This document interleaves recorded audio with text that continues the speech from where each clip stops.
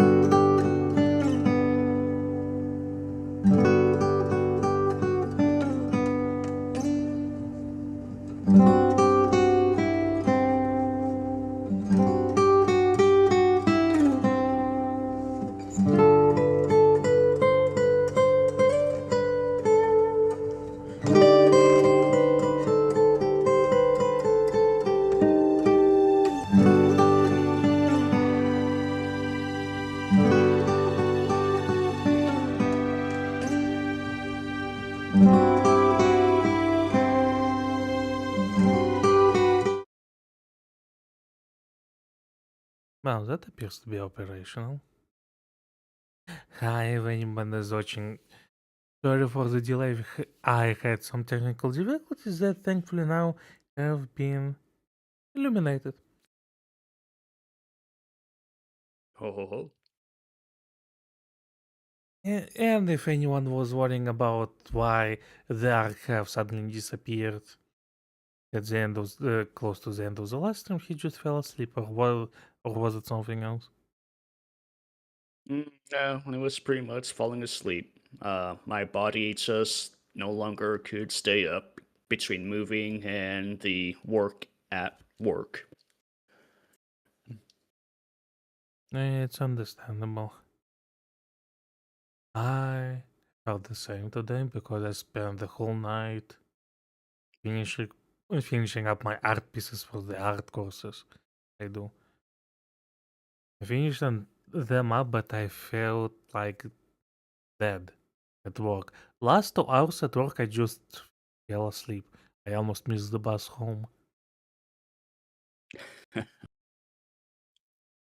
Then, when I got home, I quickly ate and then went back to sleep.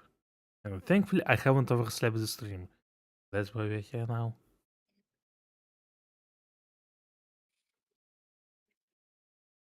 Well, with all of that being brought up to speed, Yeah, hopefully, none of us will fall asleep this time. And, well, I have not been moving anything. I've had a 4-day vacay. I am well rested. a good 5 hours stream it is. You're killing me, Smalls. I would never. Also, more like 3 hours, really. It's our standard time, and also, well, Copper did say we may have a staff meeting regarding some things if Yeah. he will be finished by the time he gets home, which is quite a possibility. Well, anyway, if anyone is wondering what happened last time, go watch the previous stream.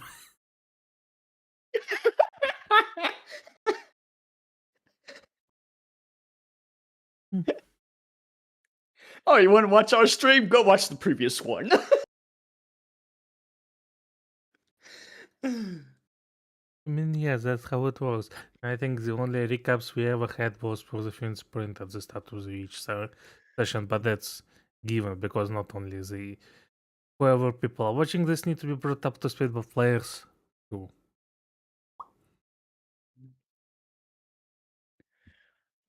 Well, honestly, there Yeah. isn't that much to recap. Yeah, children, they went to explore this abandoned warehouse that didn't turn out to be abandoned, and stuff started to happen. You know, the usual. You know, aliens. Yeah, well, we shall see.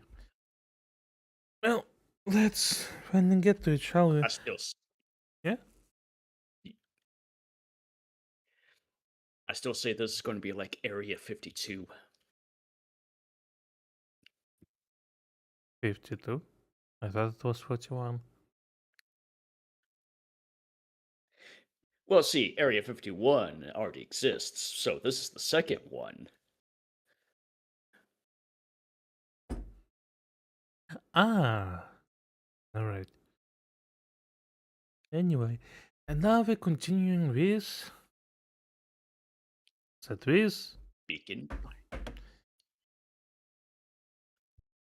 There we go. Hey yo. And now we start with being interrogated by our grandma, so I can go get to it. Uh, are you sure there isn't anything you want to tell me about yesterday? Anything I want to tell you? Not really. We just sort of ran around a bit. Gran's brow furrowed. She let out a long sigh. Her voice was quiet and even. I have to go take care of something. You are to stay in this house for the day. Under no circumstance are you to leave. What? If I am not back by dinner, there's stew in the icebox. But But nothing. You are to stay here, understand? yeah, Say it. I'll stay here until you're I'll stay here till you get back. Good.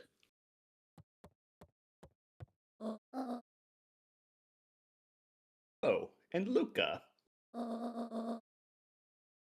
You left the icebox open yesterday. Also, that does have consequences. Eh. We're not made of money, you know. Eh, depends. Oh, that was strange. Hmm. Pefik over here is thinking about doing a black market and selling organs. I mean,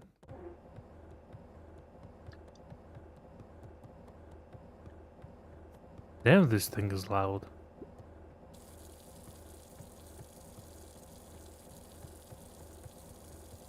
You can hear the game, yes? Oh yeah, I can hear the faucet.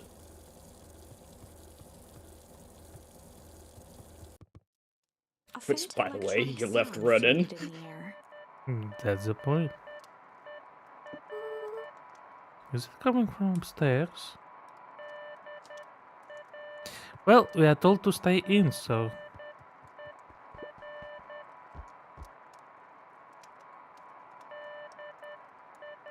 Must surely be it's the not. aliens. Naturally, who else?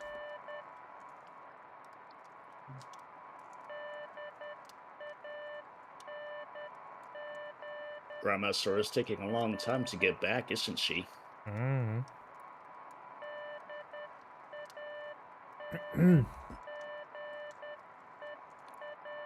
I mean, Well, it's a small city, barely a city in the middle of the woods. Obviously, there will be aliens.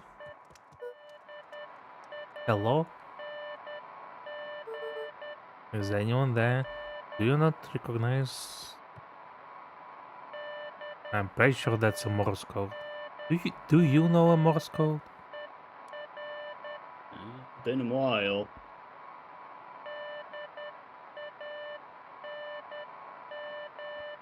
Hmm. Nah, I can barely hear it.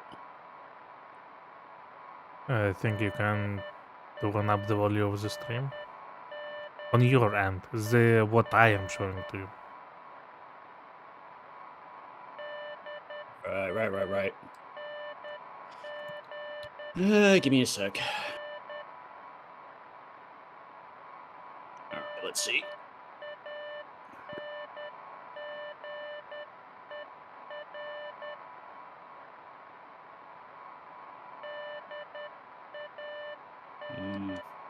Sorry. Yeah, it's Hmm. been a while. I go ahead and tell you it's dash. See that long do? That's a dash.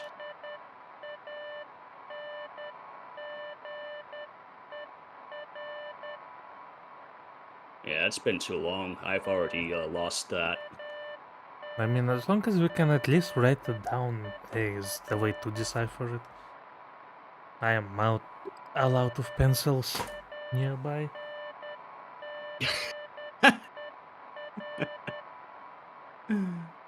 I was cleaning my desk recently, so I had to put them away, along with my notebook. Think you can write it down? Uh,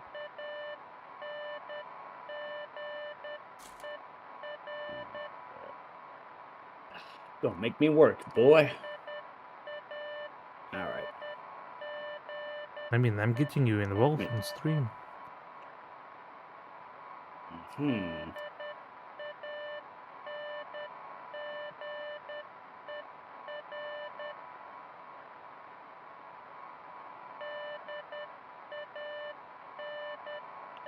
dash dot dot.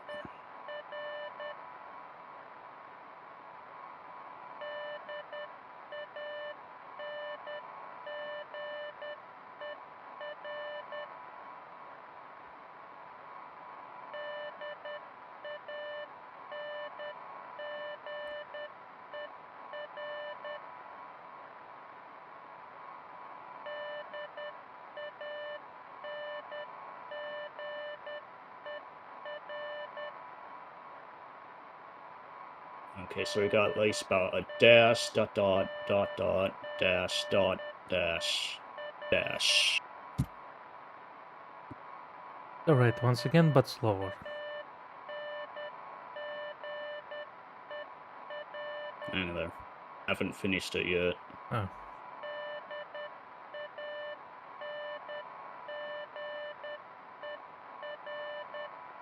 Might be 3. Okay.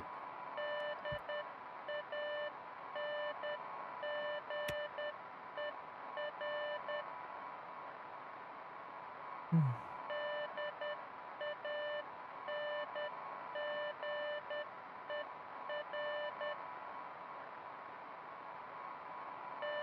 Yeah, no. I am definitely not going to do this. I mean, what you got so far? Just tell me the sequence. I am not too sure if it's going to be 3 dots or 4 dots. It's like dash dot dot dot. Dash. Dash, 3 See, I'm getting dots myself next. confused. Hmm. Yeah, see, I don't know if that's a dash dot dash or dash dash dot.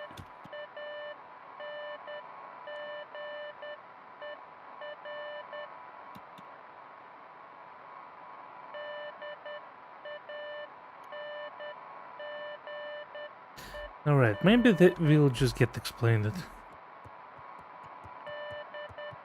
Where is it coming from anyway?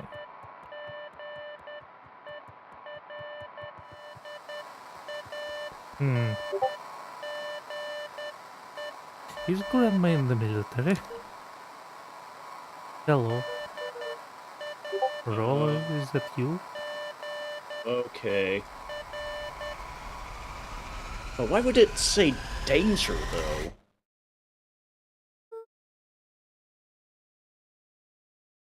Why? Based on the previous experience, why wouldn't it say danger? Because it would just say SOS, not spelling out the word danger. Well, SOS means, what was it? It's not exactly danger, it's a call for help. Then the word danger may be a warning. So whoever sending it may not be in danger themselves, but warning about the danger whoever is listening. Do you see my reasoning here?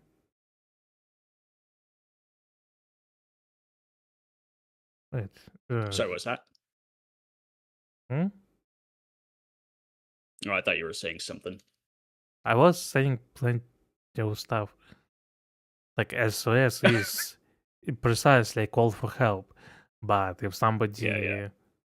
sends the signal danger, that could be not that because they are in danger, but because to whoever they send the signal is in danger. It's not a call for help, it's a warning. That's why they could send the word danger.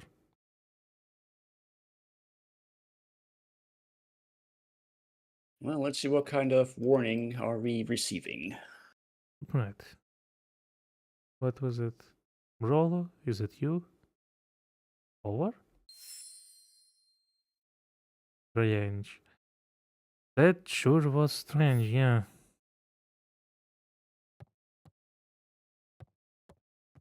Well, judging by the surprise from the child, Knock knock. how rude to interrupt me. Judging by the reaction from the child, stop it. Judging by the reaction from the child, the radio is definitely not his, which means that can only belong to grandma. Because somebody was sending a Morse code to Grandma, and Grandma is left. And there's this whole shady warehouse, and the toxic waste, and the dead bodies. I can, Wow, I they can are really wanting to be, heard. Oh, let him. They can wait. Where was I? Mm-hmm. is it just me or is that not getting louder? No, it's just you. Anyway, Grandma is up to something. No, here, Roxy. If this is about me accidentally kicking you yesterday,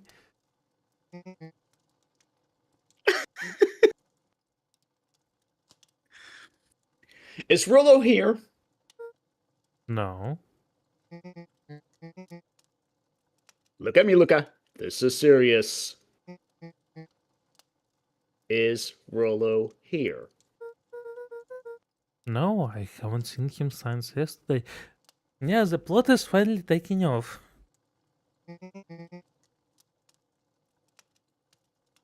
Rollo didn't come home last night. What?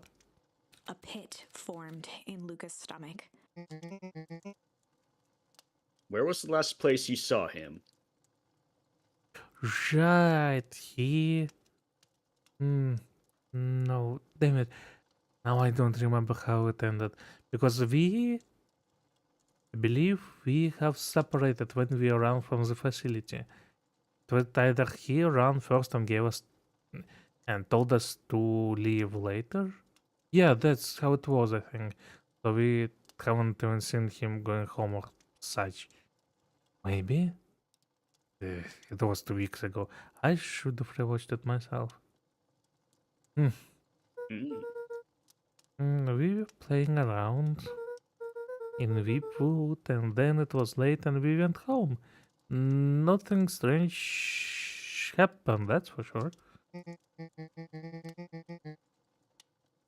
Weepwood, if he's alive, I'm going to kill that little creep. Is there anything else? Anything that he said? Luca's mouth felt dry. No, we were just messing around. Okay. I need to go let people know to check the wood. You just stay out of trouble. Go see if he's hiding in the library or something. Luca could feel his heart beating in his throat. Rollo. Where are you?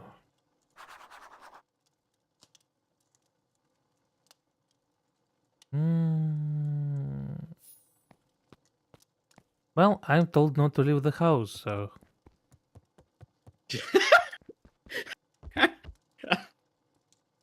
Rollo can find himself. Not my problem. Even though it was. I mean, technically speaking, it was him who dragged us into it, so that's kind of on him. True. Yeah, true. Well, anyway. But now you became an accessory.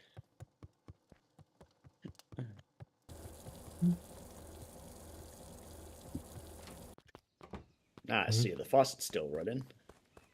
Naturally. Just checking if there's anything new, but apparently not. Man, the water bill on this place is going to be high. This is secret ending. Getting into water debt.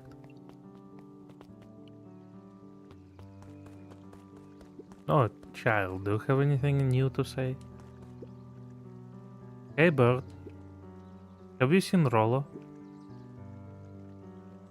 Nope. I've mostly been talking to Clipboards. Eh?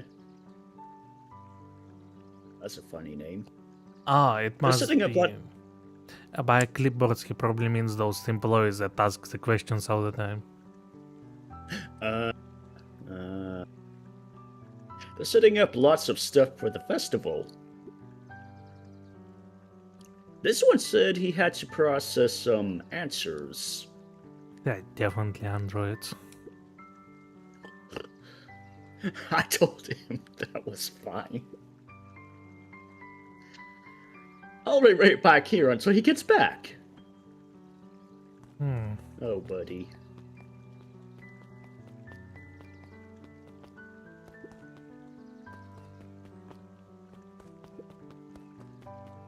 Hey. Hello? Alright. Still sleeping, I see. Howdy, Luca. Hello again, Pete. I'm not Pete, you silly goose. It's Toby. Toby is the one who made Undertale? Is that one? Nah. When is the 5th chapter?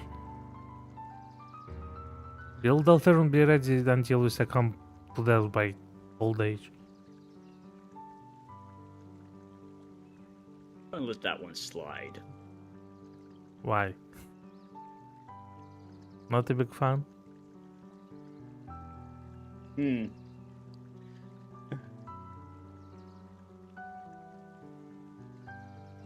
Maybe you should stream the altar, but I'm so bad at dodging things. Anyway. You could have fooled me. Ah, jeez. Well, hey, it's no problemo. I mean, they red pandas. Would that be racist to say they do look all the same?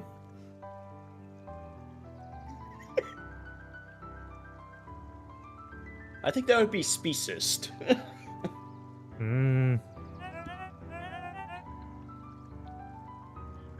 The important thing is, we'd love to hear your thoughts.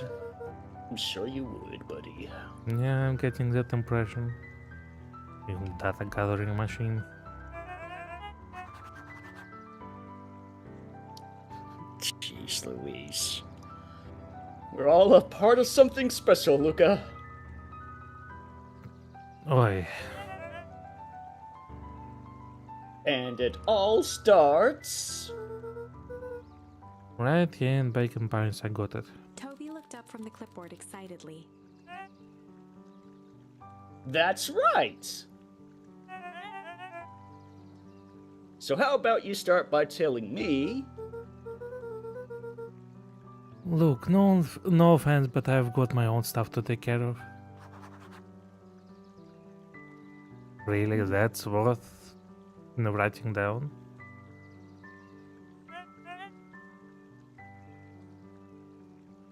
God, you joker.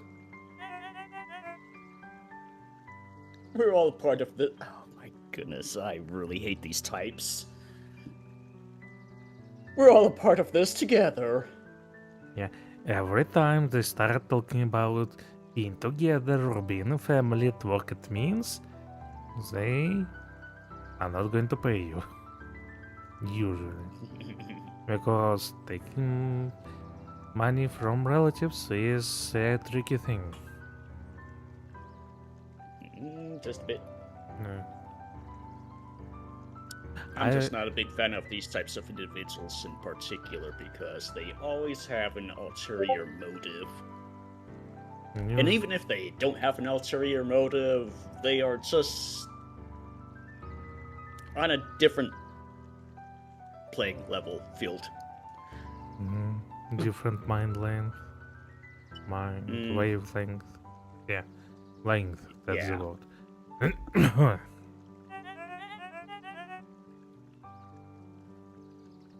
You'll let us know when you're free to answer a few questions.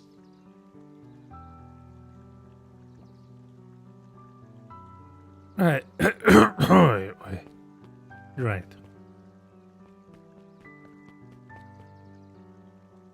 Perennial harvest. What are they really harvesting, huh? Shit. I don't know, Vic, you're the one that had the idea of doing the black market. Hmm.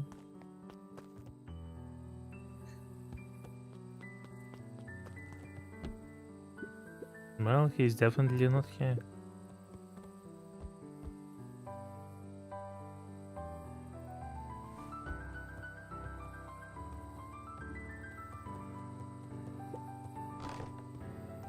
But that was mostly to check because I couldn't remember. Right. There is this sequence. Old memory where we can fish with those things.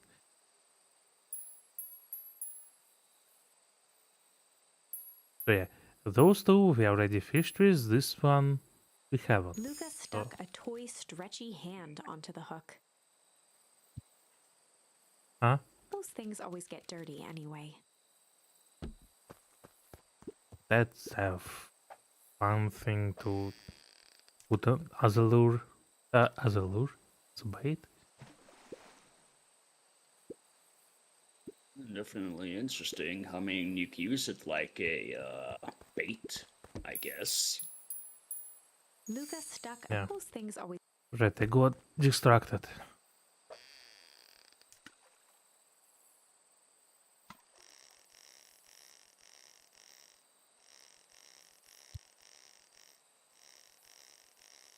I wonder if this fishing game goes anywhere.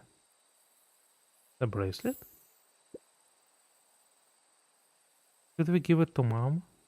She likes jewelry.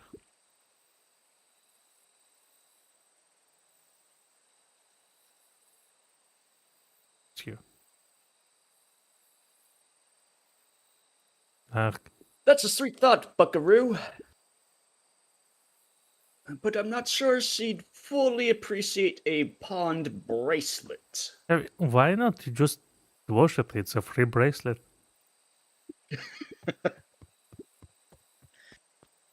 Maybe a little bit slimy and whatnot, but you clean it off. Yeah. I once found an iron ring with, I'm pretty sure, a fake gemstone in it. In school backyard. Oh. The stone looked like was black, so I presume it's like a black agate or such. Well, obviously a fake one. Who would? Yeah. I mean, the only things in particular that I have that's semi-precious is, of course, black onyx. Oh, or it could have been an onyx, yeah. But you have black onyx. Is it like in jewelry or is it just It's stone? in a ring, yeah. That's nice. I used to have a dragon-shaped ring, but I left it with my ex, sadly. Oh. Yeah, which is a Yeah. real shame. Those rings came with 3 colors: silver, bronze, and gold. I obviously got silver because it's the most easy color to make work with anything else. It's very universal. Kinda. It's kind of like the color white or black. Mm-hmm. Gold is very difficult to make work with anything that is not red or black. But yeah, the point is I contemplated ordering another ring because, I did order it online and it's not awfully expensive. But the thing is, they now only ever have gold and bronze. Oof. Yeah. Actually, by now they might have go out of business, so Even more oof. yeah. I mean, I still have Yeah, my mother Yeah? My mother in particular, she was never a fan of gold herself because it hardly go with anything. So Exactly. she would either go with silver or white gold. Exactly. I mean, I have my other ring still with me, which is the uh, it's a 4-leaf clover, which is like by amethyst its petals. It's a nice little thing. Yeah. It's something. Anyway. We really need to get back to work. Just a couple more minutes. If Roxy said she will be here, then she will be here. I just don't see why I'm standing around. Doing nothing. Because animation is expensive, so...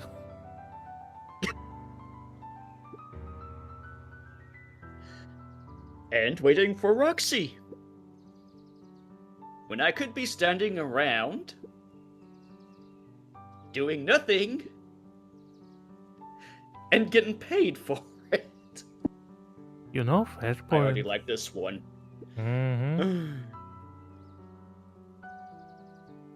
Come on, Lumi. Roxy needs our help. Yeah, well, good intentions don't qualify as legal tender. Tender. I'm not sure it was this type of tender, but alright. Sure, yeah. My parents wouldn't listen. No offense, but isn't Rolo always getting into trouble? Something feels different this time.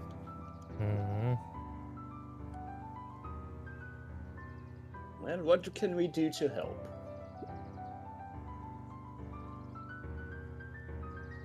We need to check where the adults aren't. Like this abandoned facility.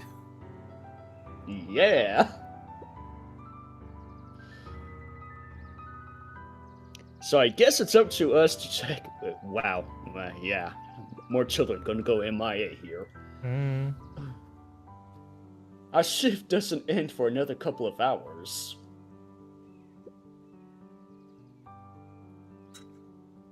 We could spend the time making posters. That would be great. I guess. Right, Fitz. And I will check Weepwood. We'll be back later to pick up the posters. I think my dad has a map of Weepwood. Let's swing by my house and grab it before we head out.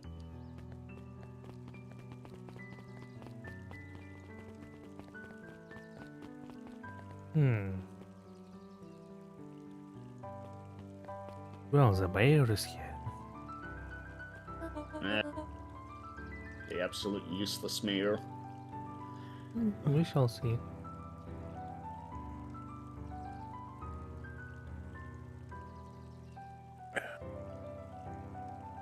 This guy looks like he's just been broken one time too many. What's this about a missing child? I must stress that this situation is completely under control. It just all seems so terrible. And you're sure there's nothing we can do to help?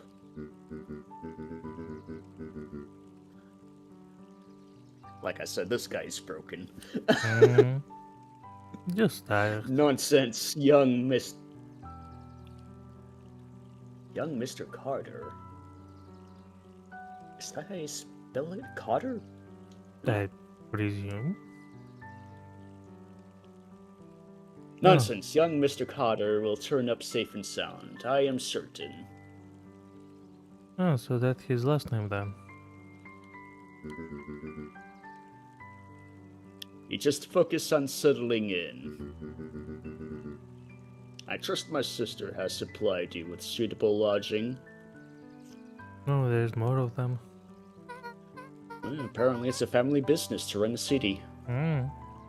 I mean, when it isn't, huh?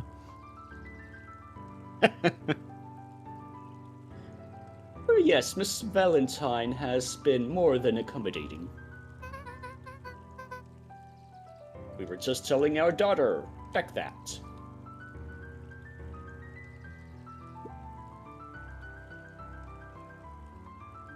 Now, where did she run off to? So many more kids are gonna be missing.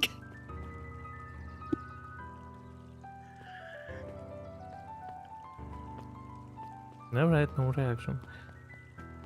Yes, seemingly. All those children running out into the woods to find another missing child. Surely nothing bad will happen. And I wonder how much we are responsible for all of this. Oh yeah. Yep.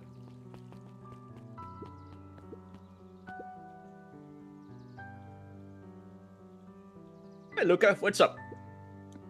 You haven't seen Roll around recently, have you? He doesn't come around here much. Not since they made a rule that he can only order decaf. Oh yeah, I can't imagine this child on the coffee. True, true.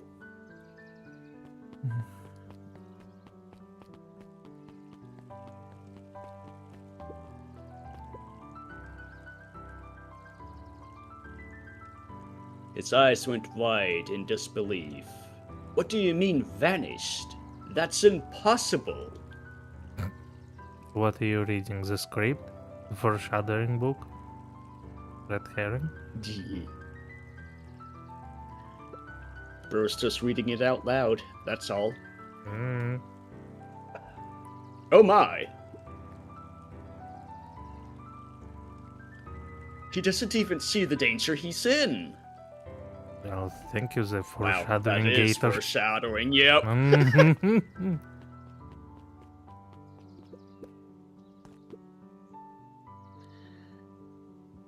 Hey Griffin, has Rollo been by? Been by. That's funny. I've seen him all day. I'm sure he'll show up safe and sound. And when he does, tell him there's a strawberry chocolate double scoop waiting for him. Oh. Wow! On the house. Yeah, I'm like that. I ordered some powders that you can make the ice cream with. So far I made vanilla one, it was a bit tasteless. Because I'm not sure what taste it is, but it's not vanilla. It tastes like a sugar powder. Just in a large volume. Yeah, it's fascinating how something can be both very sweet and tasteless at the same time. So go ahead and drink sugar water at that point. Yeah. I mean, I did found a way to actually make it work. I did have the caramel sauce, so I just poured it in, mixed it up, and now it tastes actually well. Yeah. Yeah, I never actually made ice cream. No touching.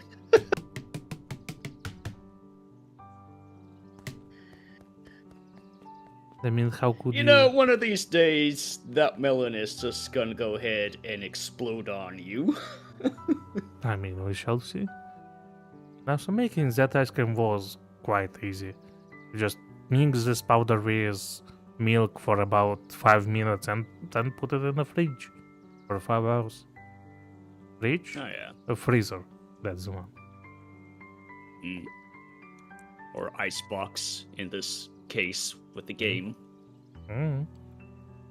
I don't know who says icebox anymore. Probably old people. Hmm. I mean, it's hard to tell which time frame they're in, but it's definitely something early. Anyway, Definitely seems like it. Hey, Yi-san? Oh, that's what I'm going to go ahead and think. That's how it's said. History Museum. It's laughable, really. Did you happen to see Rollo in there? No, just the shadow of a family. What's wrong with this kid? What's wrong with this kid? Clinging on to a town, clinging on to the past. Clinking.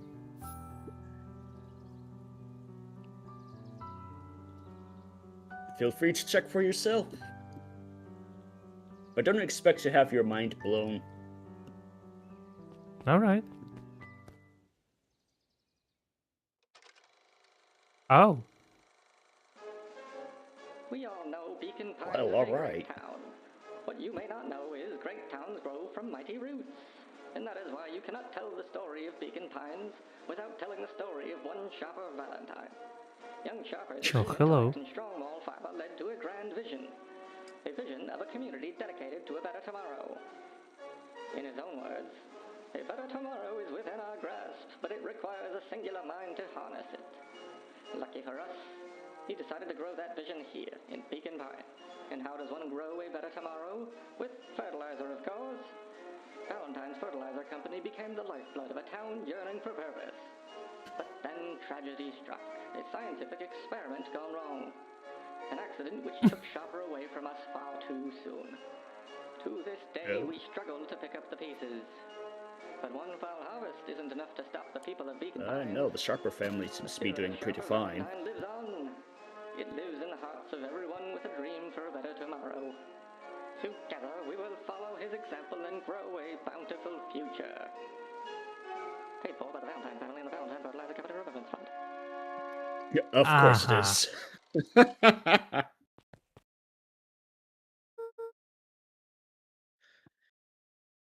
That was unhelpful. I mean, it was a nice animation. I didn't expect it.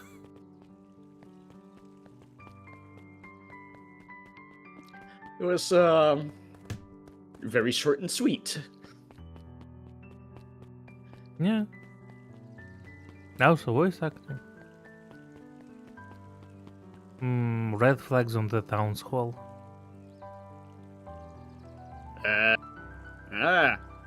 That's actually a good eye. Sharper Valentine, founder of Beacon Pines. Never underestimate what a grand man can do given time. A bit much, if you ask me. Wait, did I indulge him? Huh? How? Well, Sharper Valentines are a bit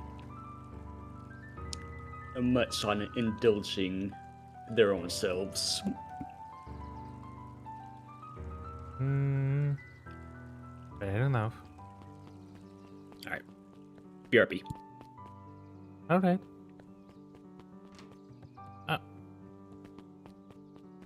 We'll go there later.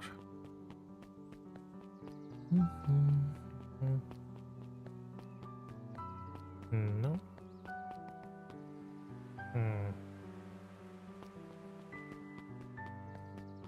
Alright, just waiting for Ark. Wouldn't want him to miss anything.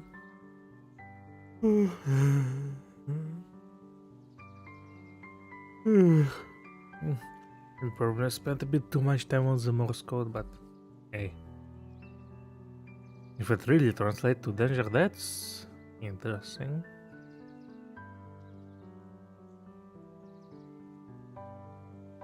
What is without the... Excuse me for a moment.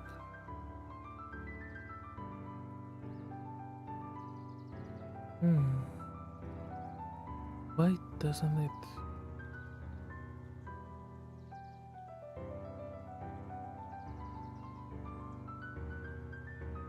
Ah, there we go. Oh yeah.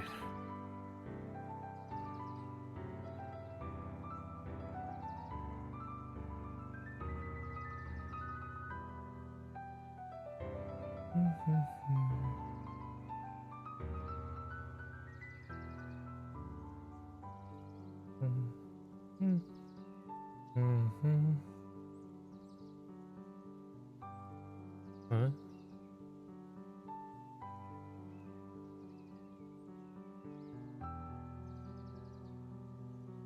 Excuse me, a small glimpse into a different Discord server. I think I got brain damage.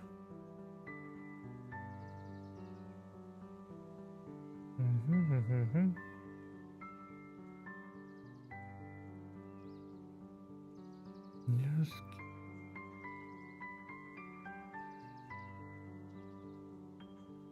Oh, look at that! You start for me. No, of course. I don't want Ah, you to miss on reading all those lines. I see how it is. New There were additions. rarely any actual new additions, simply a variety of existing content rotated into the front display each week. Not fooling anyone. Oh, the cobs I've eaten. A salad-centric travel guide for the mildly adventurous. Mildly. Not big fan of salads either. The only salad I eat is a sea salad, which mostly consists of fish related stuff. Not even fish. Caviar, octopus, some crab. Yeah, that's about covers it. Is it even a salad by this point with no greens? Sounds more like a stew. Well, it's cold and Sally Seashore's simple succulent sundries. Luca brushed off a smudge of dust. Or maybe it was flour. 30 recipes so easy you'll doubt it's even edible. succulent. Oh, that's what the word succulent means. Delectable. Tasty. A peek behind the curtain. Huh? The methods and ruminations of Patrick C. Montesquieu, one of the greatest acting minds of our time, by Patrick C. Montesquieu. Fascinating.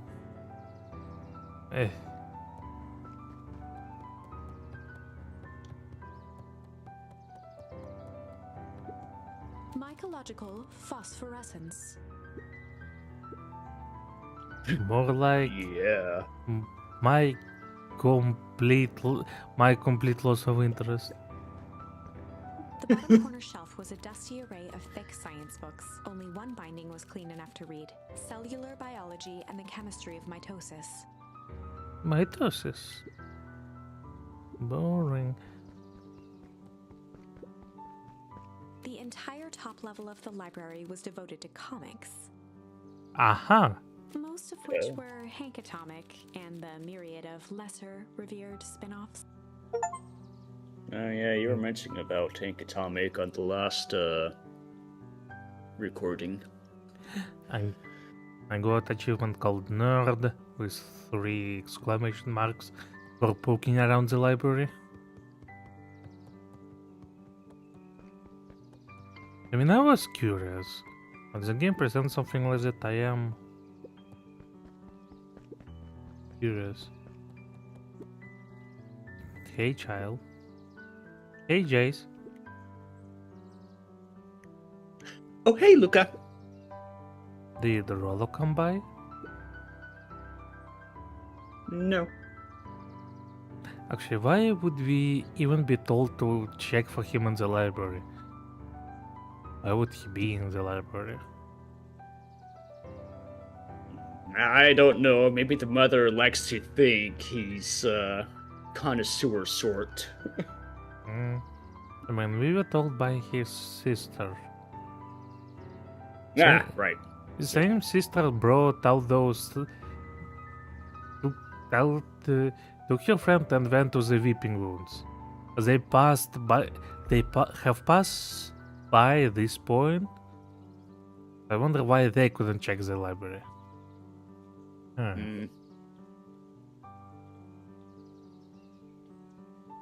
I was actually surprised. He's usually here early.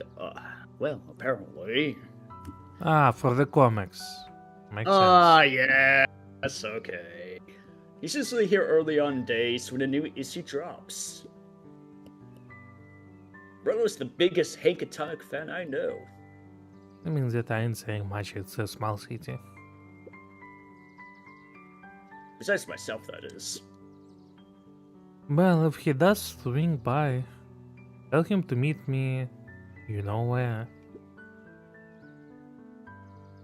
I don't know where. No, he knows where.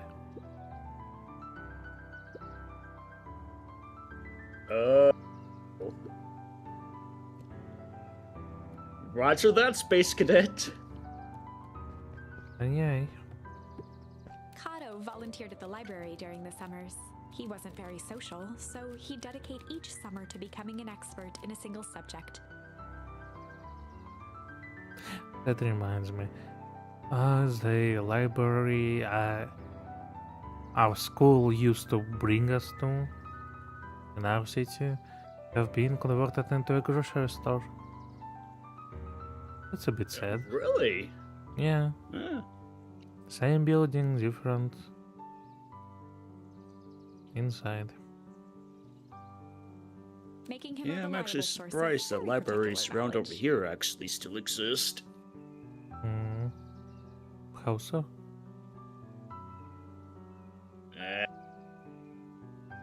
Actually, Folks nowadays don't yeah. Visit the library a whole lot anymore. The only reason why is simply because kids are looking to go ahead and get on the internet, do whatever after school before they have to head back home. Yeah. If you were to ask Kato something he didn't know, he'd escape into the dusty old bookshelves and return with just the right thing. Do you have a book on how to find the roller? Hey, Kado. Kato was lost in his reading. Luca crooked his neck to see the title, Introduction to Melitology.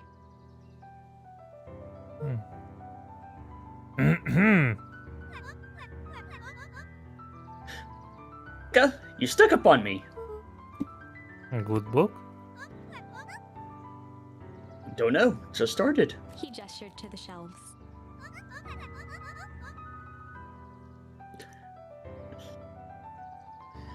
I'm really running out of books I haven't read yet. I mean, no surprise, this is a small looking library. So now it's on to the wonderful world of bees. I mean, bees are wonderful. Their venom apparently is capable of killing cancer, as later research finds out. Huh? Yeah. Turns out, bees are pretty cool. They are. For instance, did you know that around 70% of bee species actually live in underground tunnels? Or that if there are two queens in a hive,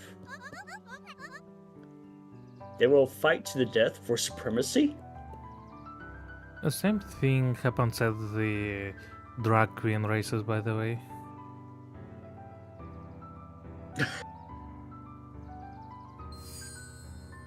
Alright, I have to laugh at that one. Thank you. Right. That's interesting, but you haven't seen Roll around recently, have you? And not since yesterday. Keep an eye out for him, okay? Sure thing. If I see him, you'll be the first to know.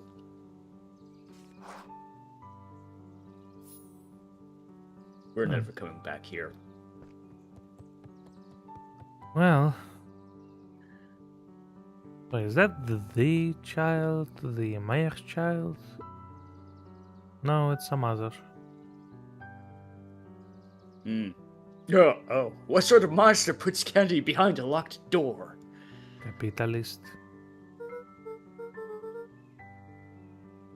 Oh, hey, that's sad. It's like the third child from the poster. Main menu. Title image. This thing. Oh, hey, Mr. Hmm? Oh no, I was reading the sign.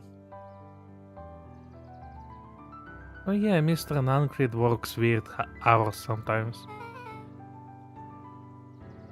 Of course he does. How about you? When do I work? Wait, why are there candies in the drugstore?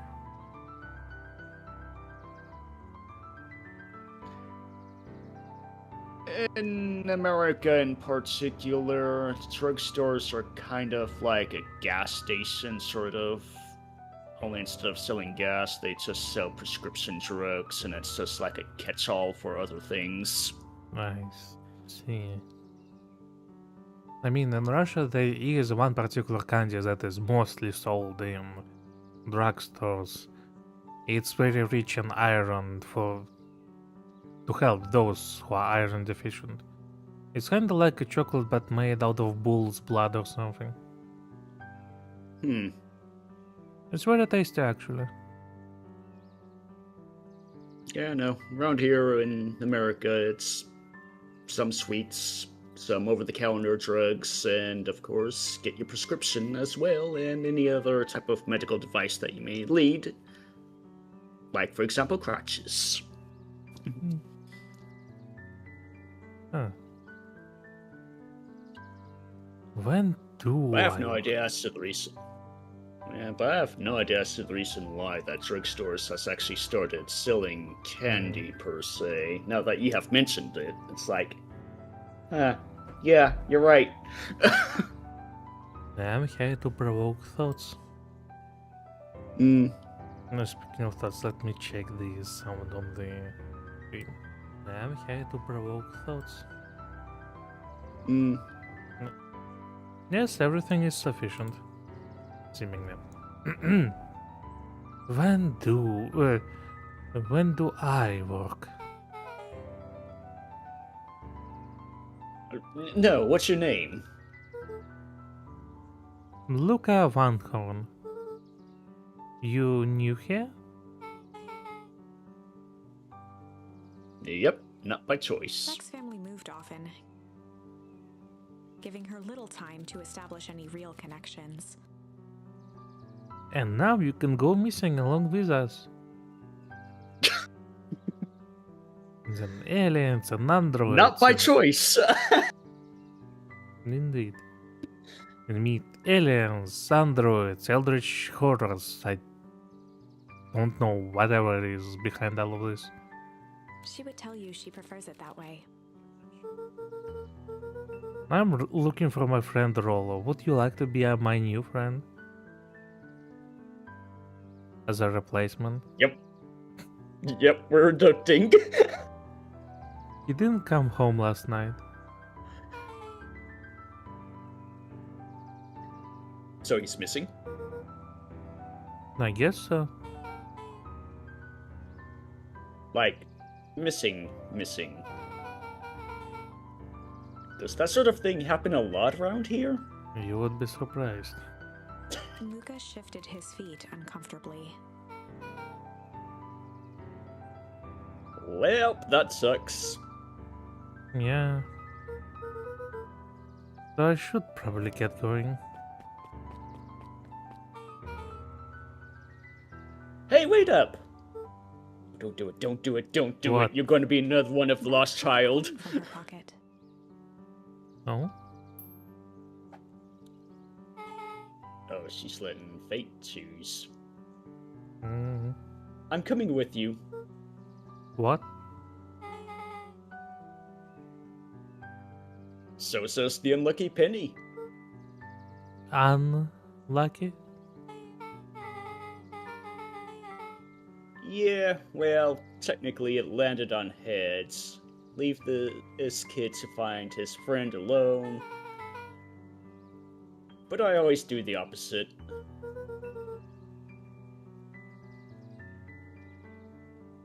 Oh, that's kinda like me and Rollo. I guess Rollo is my unlucky penny. That subtle said, the person should never be without their unlucky penny. Oh my goodness. Fair enough. Let's go find him.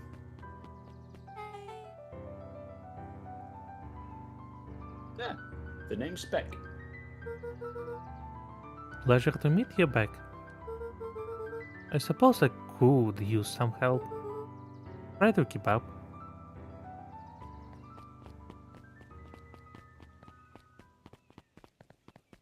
Alright, she keeps up. Okay.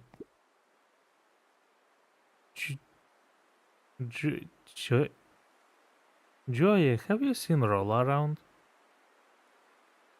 No, sorry, Luca.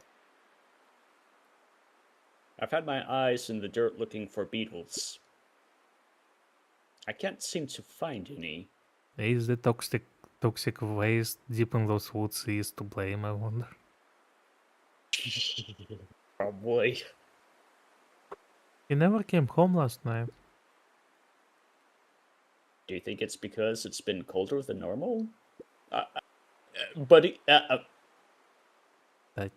not sure about the correlation here. I don't see why that would... yes, I don't see why that would have anything to do with Rollo. No, the beetles!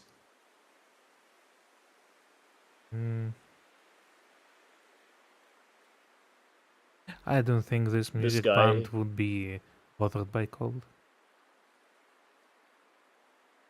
Yeah, obviously this guy has his head in the dirt a little bit too much. Do you think the temperature confused their circadian rhythm or something? Who's to say? I'm not a beetologist. Just keep an eye out for him, would ya? Of course. You were saying? I don't think that's what the exact name for somebody that studies insects. Luca peeked up at the beehive. It appeared to be deserted. That's strange. The rich people house. Right. The Valentine mansion loomed over every other building in town, both figuratively and literally. Oh yeah, I now start to remember. I mean, you know, just to check if they have look in here. Seemingly not.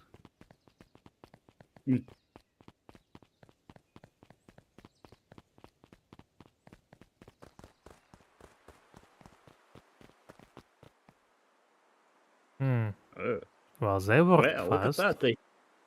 Yeah, I was going to say. Is it even... Yes? How do you plank up a chain link fence like that? They probably hammered the nails in and then bent them on the other side around the fence. Probably. An electric fence at that. Well, we have broke the electric part of it. Also, you can switch it off, so... Fair enough. Alright. Dang, they brought it up the way in. Mushroom. Well, that didn't help. Not like last time, at least. Yep, the toxic waste. Oh, I can't walk into it.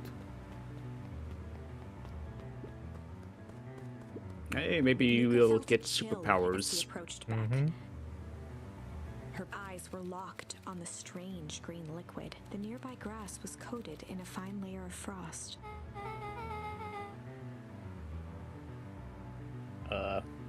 This sort of thing normal around here?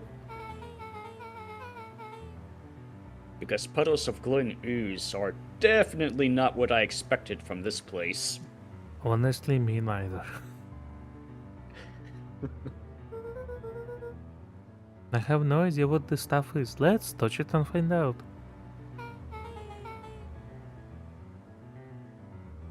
Oh my. Oh no, don't do that. The next obvious step is science! And what is the best scientific method? Poke it with a stick. If no effect, poke it with your bare hand. And what does science suggest? Nah, told ya. Can you read this again, you cut off? Poke it with a stick! Luke That's a watched big as stick. Beck dipped a broken tree branch into the goo. Beck's eyes widened as flowers grew from the dead wood. Oh, Wow, okay. Was not expecting that. I mean, usually it does the opposite, but that's new fertilizer? Right? Hmm. What if they kidnap children and grind them into the new fertilizer? Rainbow factory sort of thing. First small No. buds, which quickly bloomed We into don't vibrant go there. petals. What the? Cool! As quickly as they had grown, the flowers began to shrivel and turn gray. Ow. Beck dropped the stick with a grunt well. of disgust. Fortunately, there's still some improvements that's needed for this fertilizer. Mhm. Okay. I mean, fertilizer can be too potent, so.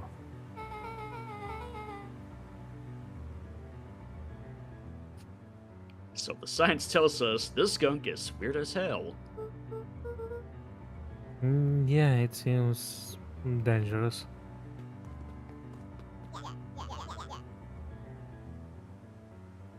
Oh my goodness. Hey, just look what the cat dragged in. What are the chances one of those children will be pushed into this? Yeah.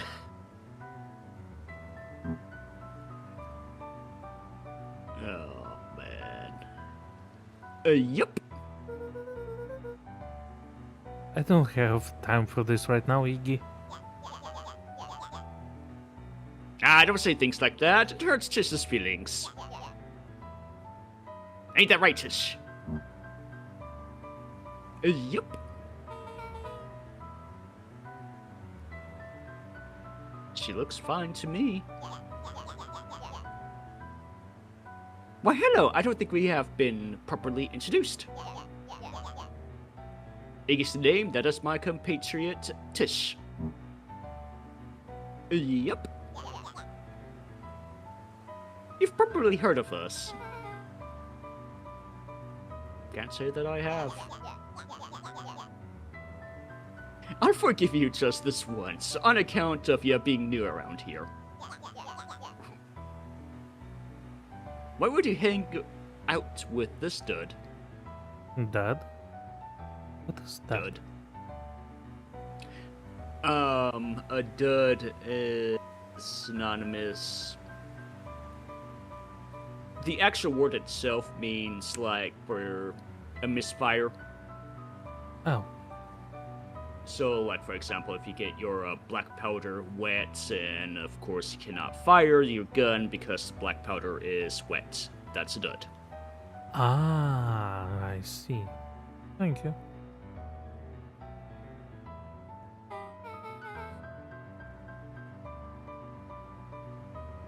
Oh, he seems pretty alright. Iggy, why do you have to be so you. Has he even told you that his parents skipped out on him? Time to push this child into the goo. For science. Shut up. It's true, they got tired of having such a pathetic kid and left him. Iggy, I'm only going to say this one time. Don't talk about my family. Well, look who's growing a backbone now that the girl's around. First his pops croaked. Then his mom finally couldn't take it anymore and bounced. Head first into the school. Yeah. Iggy took Ooh, a step options. towards Luca, his sneer lit by the glowing puddle. Beck could see tears welling in Luca's eyes, his fists clenched. Some things about Beacon Pines were very different from the city. But a bully from a hayseed town is really no different from a city. But Beck took a deep breath and thought, Well, time to bust out.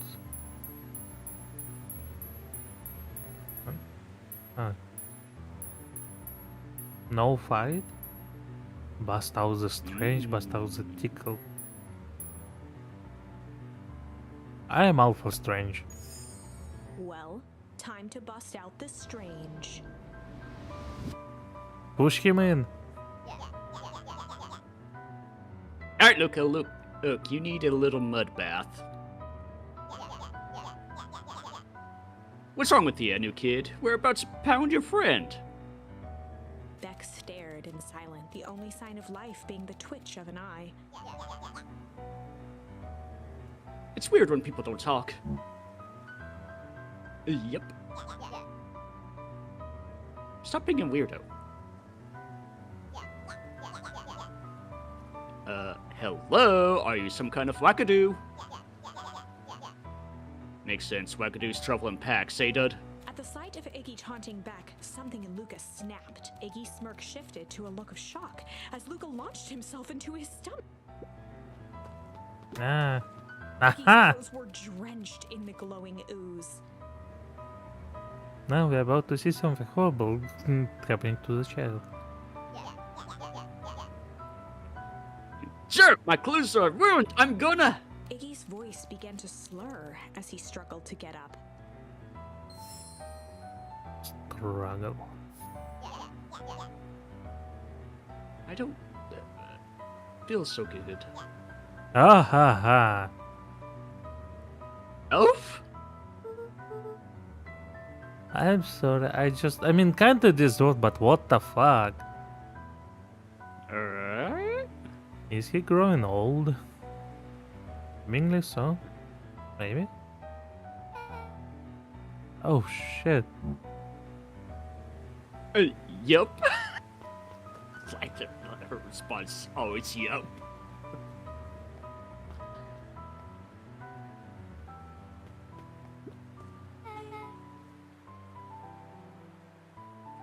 That was intense. He probably damaged for life. Right. Ain't no coming back from that one. Iggy gonna be okay, right? I don't think so.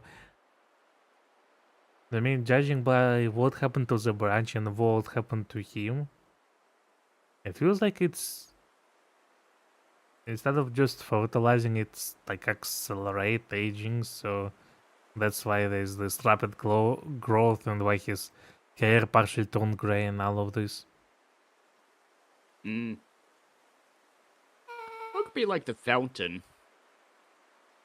Just the opposite. Nothing about this. Sorry, that's your line. Nothing about this seems okay. The person at the warehouse.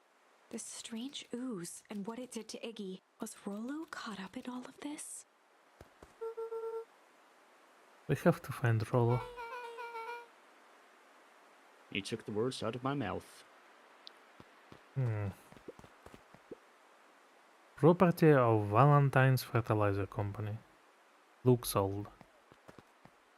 Eh, eh, I can't jump over it. Anything in here? Nope. Yeah, I think in Ah. fountain. Oh, eh. Whoa there, little buddies. What are you doing here? You startled me.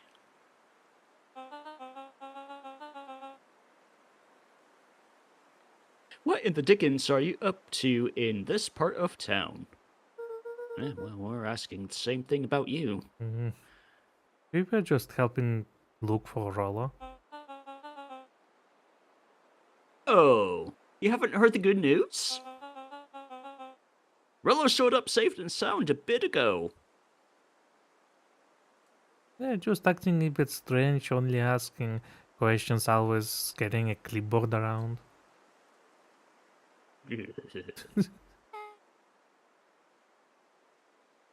Really?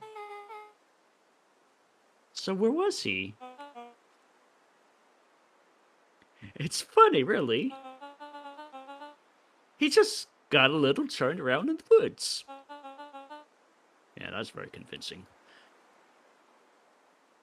They can be disorienting, you know. I'm starting to get that impression. Rollo's at his house now, getting some well-deserved rest. Wow, that's a relief. You just scurry along before you get lost yourselves. Yeah, come on back. So I suppose you haven't seen a disfigured child running by? I can't wait to introduce you to Rollo. Oh, that reminds me. Luca, your grandmother was looking for you. Oh. Busted. She was? She was worried sick. You should march straight home. I guess. Damn, imagine if grandma is working with them.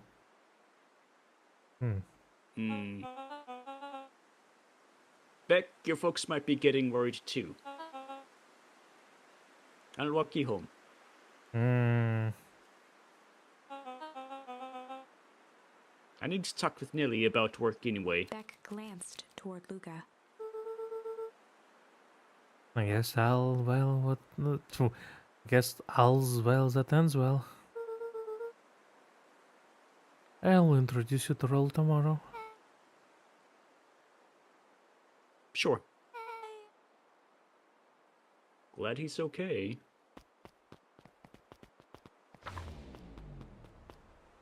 Rollo was safe. Was A he wave now? of relief washed over Luca, which was quickly replaced by a sense of dread. Gran is going to kill me. He sure will.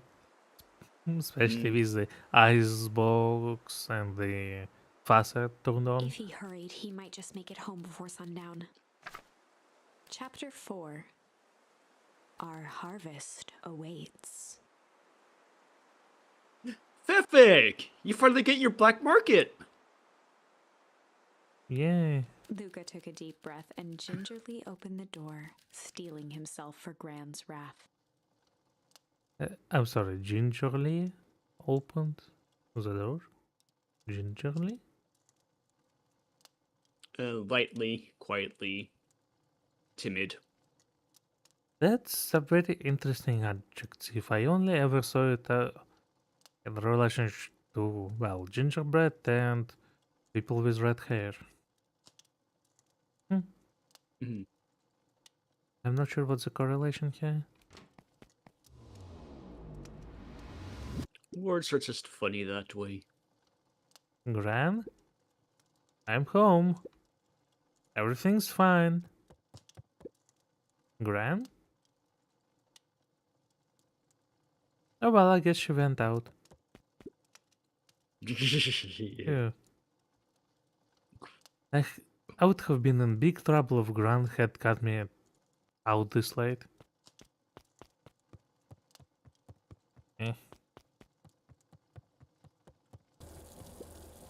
Gran?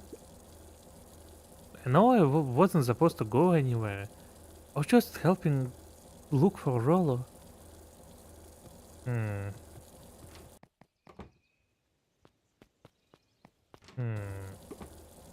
Gran? Roxy came over. I was worried about him, so I figured you wouldn't mind if I helped look for him. It turns out Rollo is safe and sound. Hmm.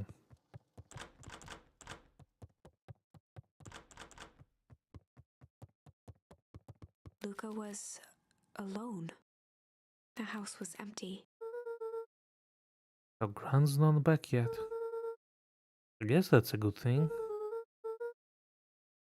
Nothing Nothing to do now but sleep, I guess. Really? I Luca was sitting by the pond. mean, that's one way to sleep. Listening to small waves lap against a rock. His father sat in a folding chair in front of him. Without turning, he spoke. "Why don't you grab me some nice bait?" "Sure thing, Dad." Luca hopped over to the tackle box and popped open the lid. Inside was a rolling, buzzing mass. "We're fishing with bees?" Luca's father gave a warm chuckle. "Well, you catch more fish with bees than honey. Pick us out a good one." What?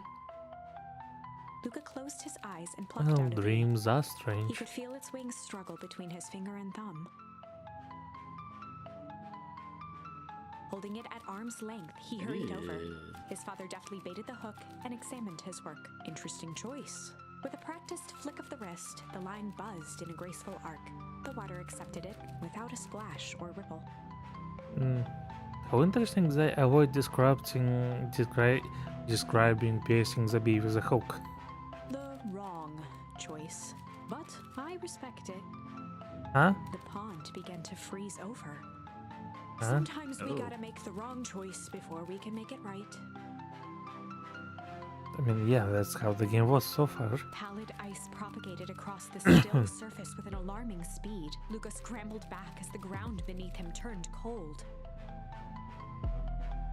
The cold seemed to be a theme there. It's been mentioned surprisingly or suspiciously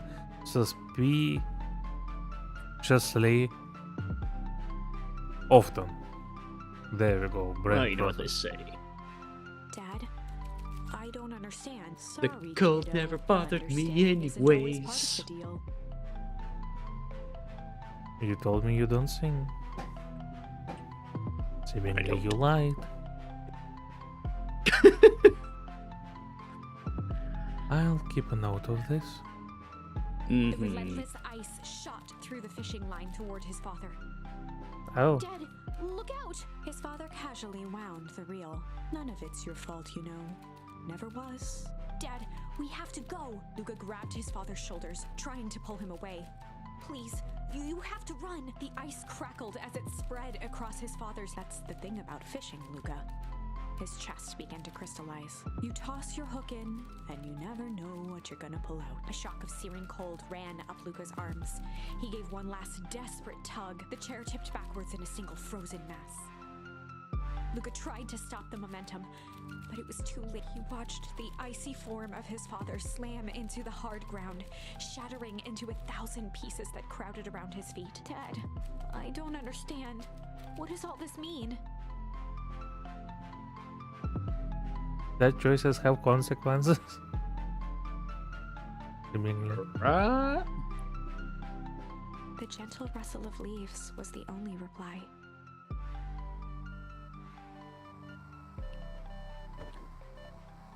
Wow, that was one heck of a dream.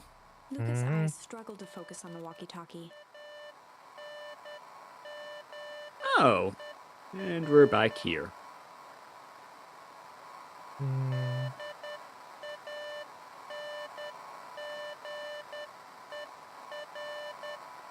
Well, it appears to be the same signal. Rollo? Right, that's...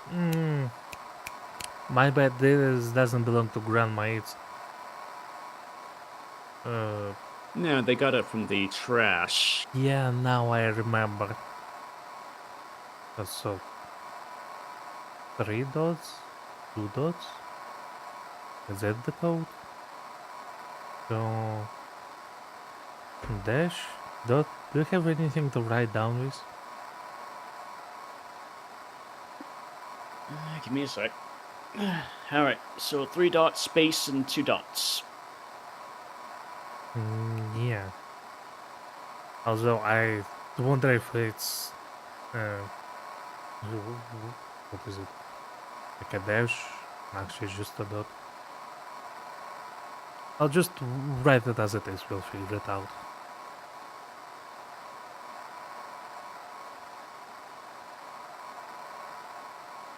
Tell me when you're ready.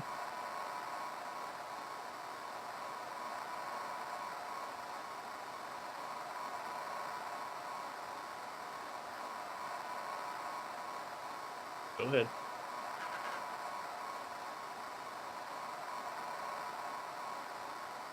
Actually, 4, 4, 2, 3. Well, that doesn't seem like a Morse code.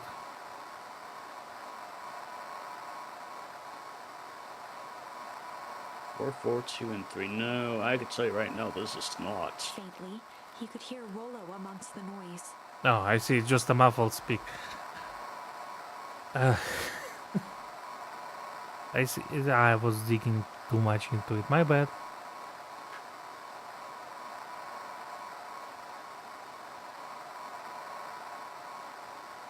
You're lying. Luca! Rolla, is that you?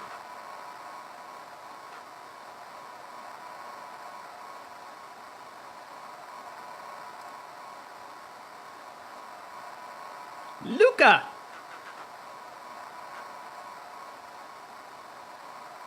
There?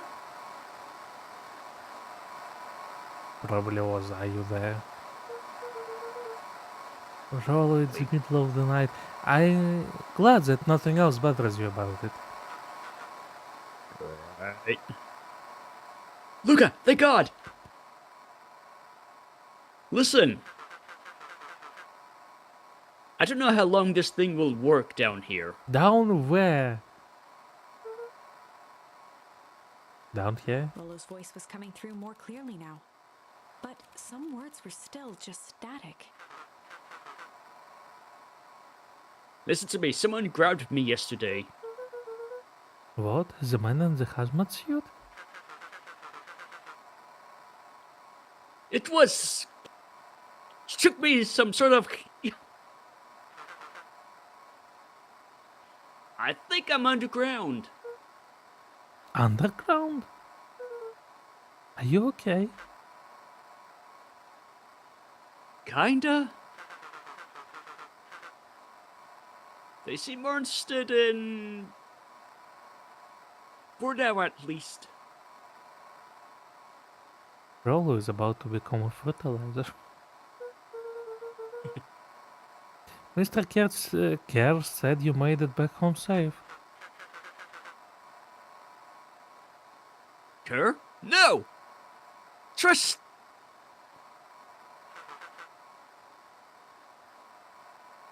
He's...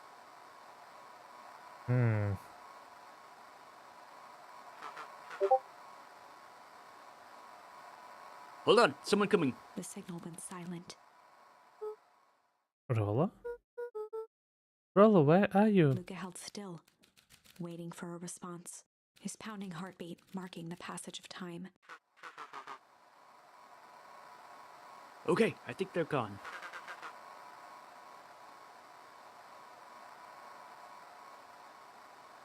Something getting worse. I mean, I wonder if those dots are corresponding to the amount of letters. Good question, but I don't think it would.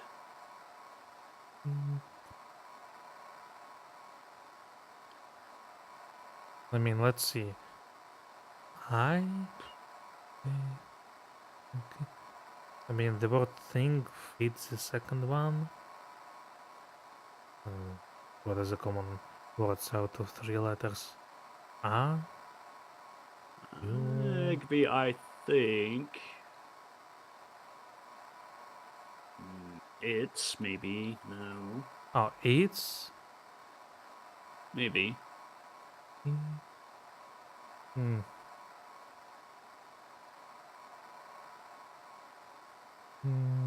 It's. BCOMR. No, not becoming.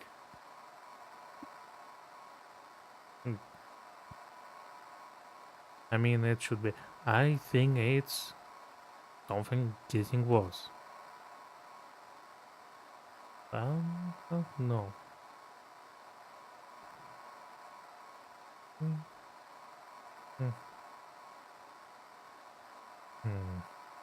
See, if it was get, then I would say going to get, but it's getting. Yeah. Alright. I can barely hear you. Willow's voice began to fade.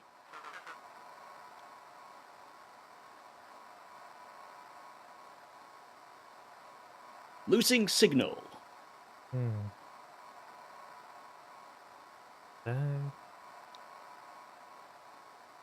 I'm something losing signal?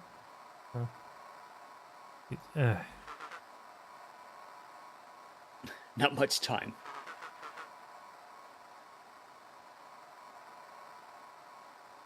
Oh, okay. So we're reverting back to what was earlier, where you got to go ahead and report. Okay. Mission. Okay. I see where it's going. Mission control. Yeah, that would be hard to decipher this. You need to. The treehouse.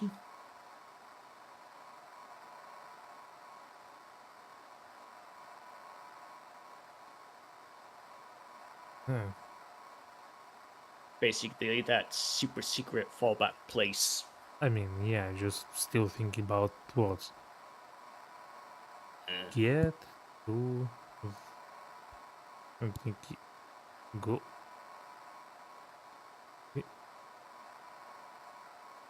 I'm probably reading too much into it. I watched too many Deltarune theories videos. I start to think too deep about things.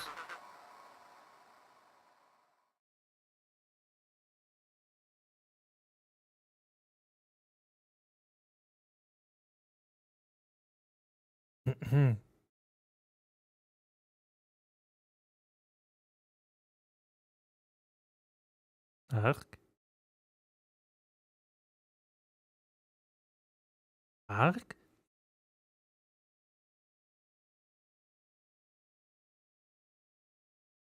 Do you fall asleep again? Oh boy. Wait, am I still connected? Give me a moment. Maybe it's my internet.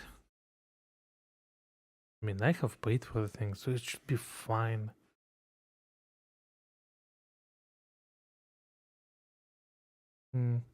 No, everything seemed to be fine. Alright, sorry about that. I had to deal with the cats. Good. I was worried that you have fell asleep again, or worse. No, they sometimes fight with each other, so I had to go ahead and separate them. I understand. My parents' cats used to do the same.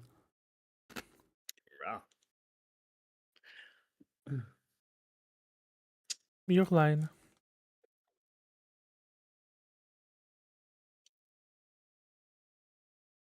Okay, it's something in the treehouse. At least that's what I'm guessing. With that, All right. the signal died for good. What was he trying to say about the treehouse? What's at the treehouse? The antenna. He wants me to use the antenna in the treehouse to get a better signal. Rollo, you're a genius. Luca grabbed the walkie-talkie. I and think you sprinted to give the him too treehouse. much credit. Mhm.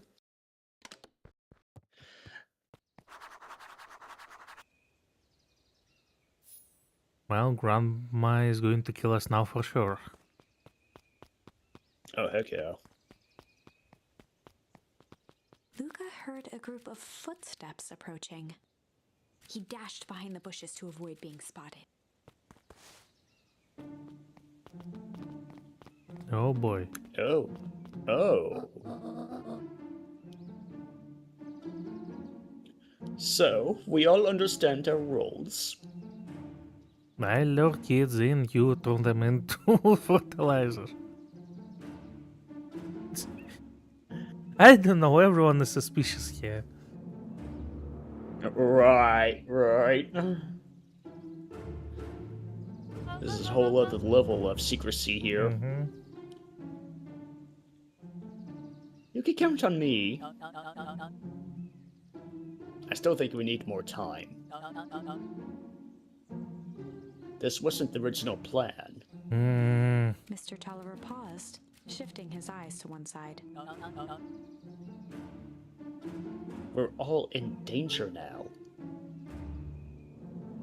Damn, the plot really does thicken here because, I mean, evil corporation is nothing new, but now those are also conspiring. Obviously, they know something. I, for one, refuse to sit idly by while that danger persists. Refuse.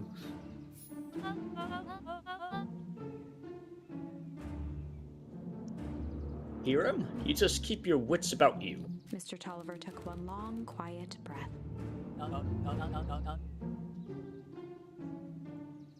You're right. You can count on me.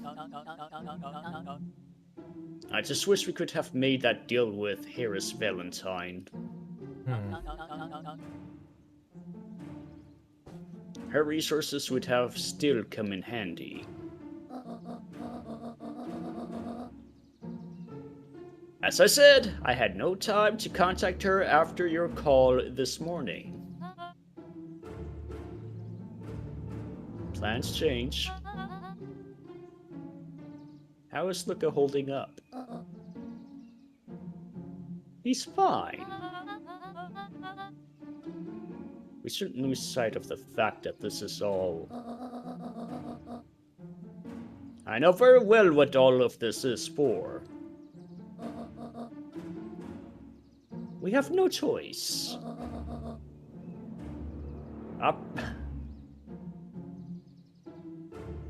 Wow. Operation Sparkplug has a new objective. Are we in agreement? The three shared a determined look. Good. Will we convene after the festival?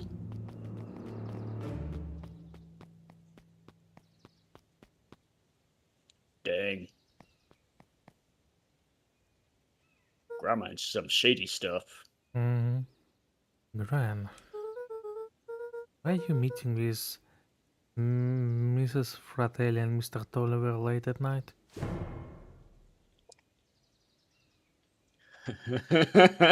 Hey, Luca! Aha, oh look, it's a bat. Down, you scare me. Down, down, down. Funny word. How long have you been there? Oh, just a few minutes. That's a very high-pitched voice. Oh, kinda is. Then it is. It's bad. Earlier today, I saw Mr. Tolliver and you... and your gran enter the diner together. When my shift at the newsstand was over, they still hadn't left.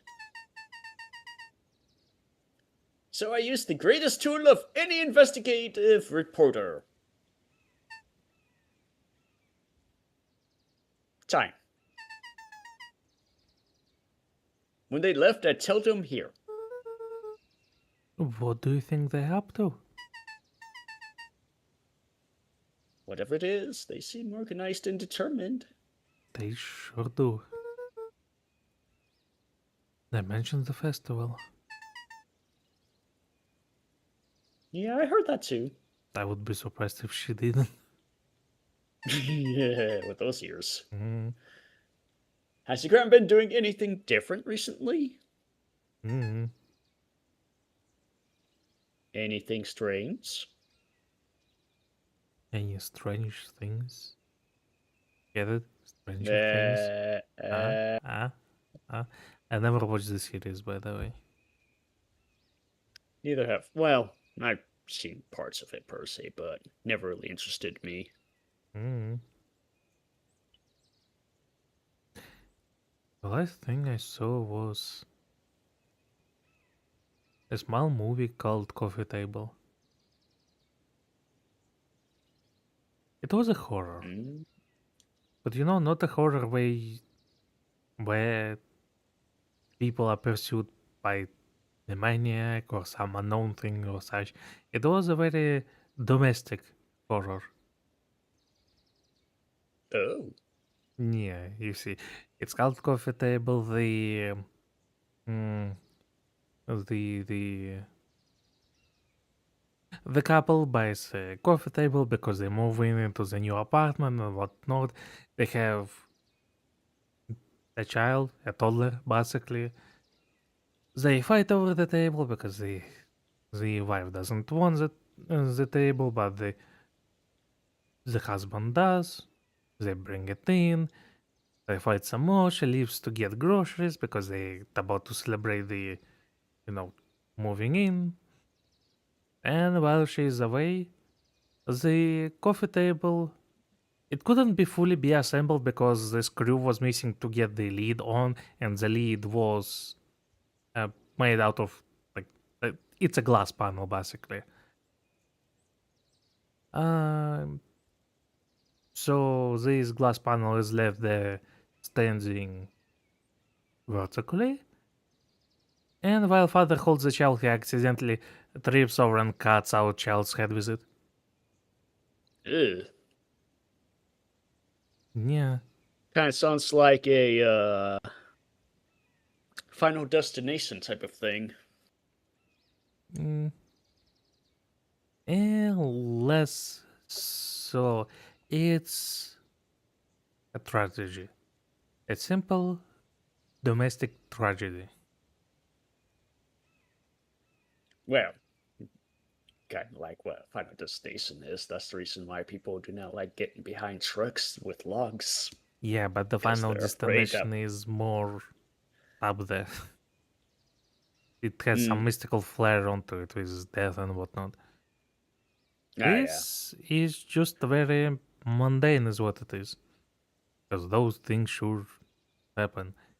And the rest of the movie is husband first trying to hide the fact that the child is now dead.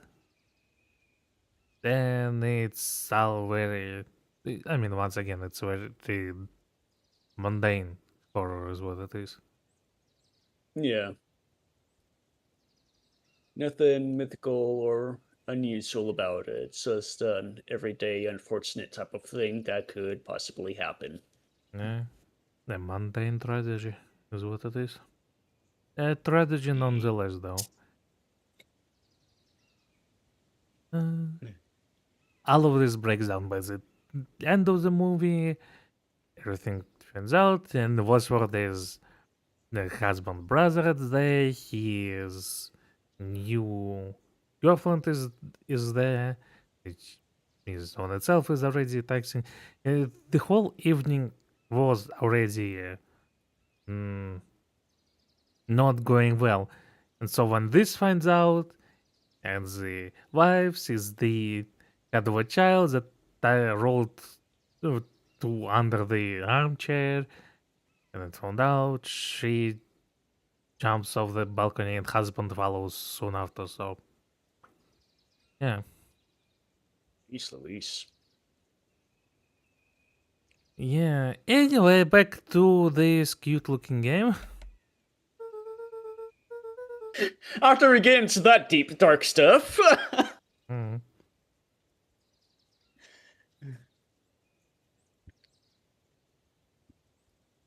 I mean, the movie was advertised as horror/dark comedy. I'm not sure much dark comedy was there. It was just the domestic horror. Yeah, dark comedy is a funny thing in particular. I have never come across with a horror movie that actually is a comedic relief with horror. Yeah. It's just it's like Cocaine Bear, for example. Cocaine Bear, that's supposed to be like a dark, a comedic dark horror. There's more horror than anything else. There is not much comedy in that. Yeah. I mean, horror and comedy, even dark comedy, is very difficult to mix properly. I'm sure there are some Yeah. good examples out there, but I have yet to see any myself. Well, I'm not big fan of horrors Yeah. anyway, so. Anyway, we got a phone call this morning and rushed out of the door.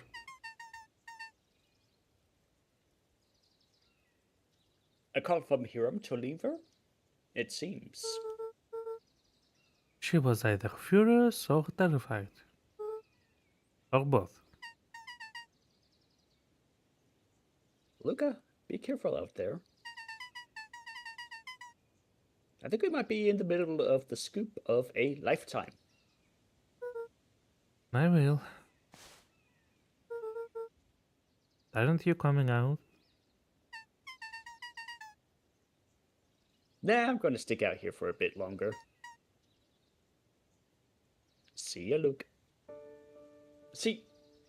And here she goes. That's it. Hmm. Oh, man.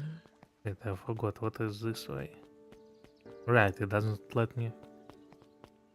Surprising amount of children is out in the night. What are you Well, doing? the bat is understandable. As for these... Well, let's see what they have to say. I did it! I changed the sign. Splendid! Did anyone see you? I don't believe so. Yeah, look behind you. You're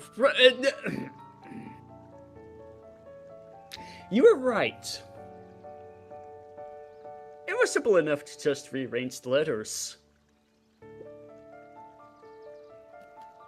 Odd choice of a prank, though.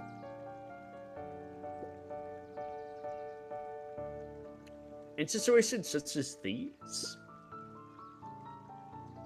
odd is good. The two boys shared a mischievous grin. I can't wait for everyone to see the big reveal. It should be quite memorable. Let's make ourselves scarce for now. I'm surprised they didn't notice me. It was. I was going to go ahead and say, like, you got that one friend right there looking. Hmm. Old pickles found.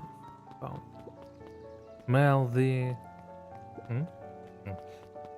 The treehouse is this way, so I wonder.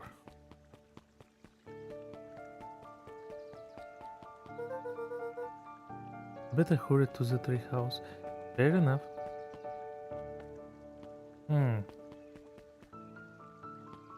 The window up there is lit. Somebody is working late. Burning the midnight oil, as they say.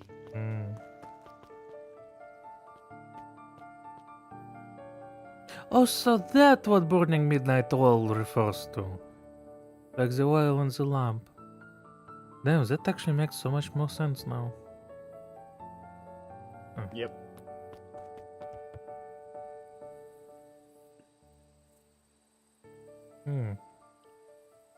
It does remind me. Do you play RPGs much? Player produce what? Do you play RPG games much? Oh, RPGs. Uh, Not really. Would you play any? It depends. I'm always game for something. Just Midnight What do you Oil. have in mind exactly? Midnight Oil reminds me, because it's the name of an achievement, it reminds me about Divinity Original Sin. It's a very fun turn-based RPG. We could play it. And then, I mean, the first game is quite made for 2 people. Yeah. Go ahead and send me a link to it. I will. After the stream. Yeah. Just I hope I will remember. Alright. Well, I will remember you. That's one way to connect them. Ah, Rolo? Rolo, are you there? I'm at the treehouse now, Rolo. Mr. Cat said you were alright. What happened out there?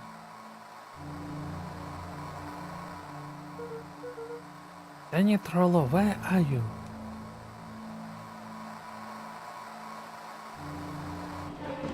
Huh? well. Who's there? Luca could only see a cloaked shape behind the rocket. I've got weapons in here. So I better come out right He now. strained to hear as a muffled voice began. Oh, is it? What's your name? Beck?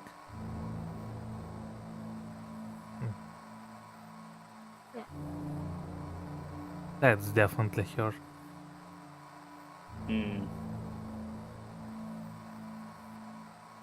Weapons. How could he hurt something that's already dead? Fear gripped Luca's throat.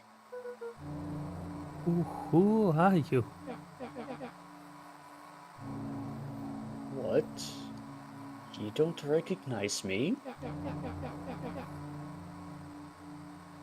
I guess I don't even recognize myself anymore. Luca stared at the ground for a moment, trying to place the dampened voice. The figure shifted slowly from behind the rocket, revealing itself to Luca. Oh, I'm a monster! no, you are still alive. Apparently.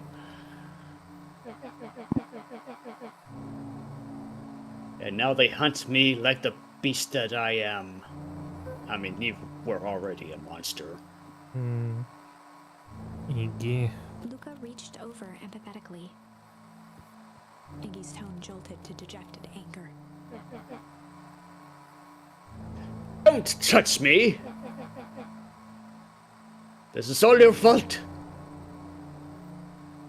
You started it. Luca slumped to the ground, overwhelmed by guilt. I'm just sorry, it's definitely a way to get. Right. I'm sorry, I didn't mean to. I lost control. So you couldn't control yourself for a second? And I get to be like this forever? There must be a way to fix it. Let's push you again.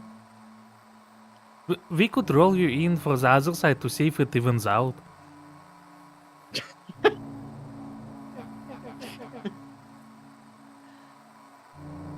Oh, you gonna be my savior?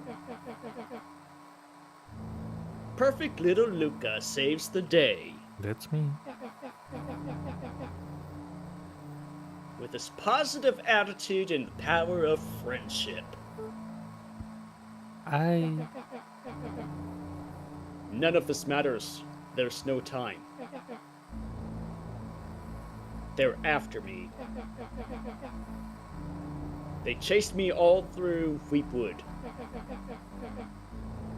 I only came here to hide. Hide from who? Who's after you?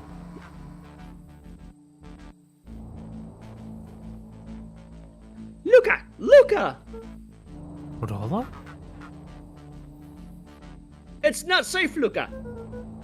Rollo, where are you? The treehouse! What? Oh, the treehouse is not safe, I see. I am at the treehouse, Rollo. Where are you? No, Luca! The treehouse isn't safe! They said they were going to the treehouse! I was trying to tell you to stay away from the treehouse! Oh. Not to sit and stay away. Stay away from the treehouse. Yeah. Still doesn't fit by They letters. were just making... Yeah. Who said they're going to the treehouse? The Clippards! They're fucking androids.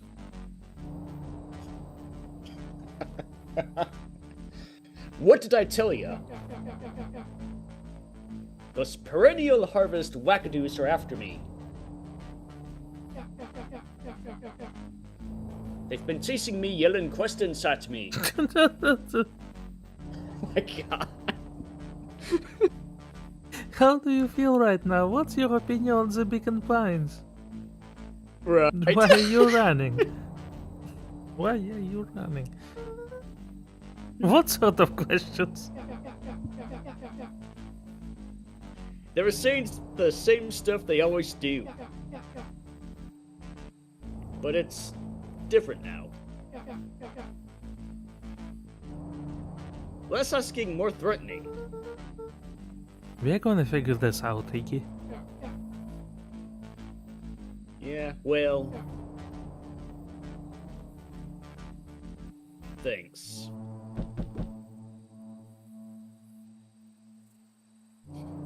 Hello? Is anyone present in this? Oh my goodness. I love the presentation on that one. Is anyone present in this arboreal domicile?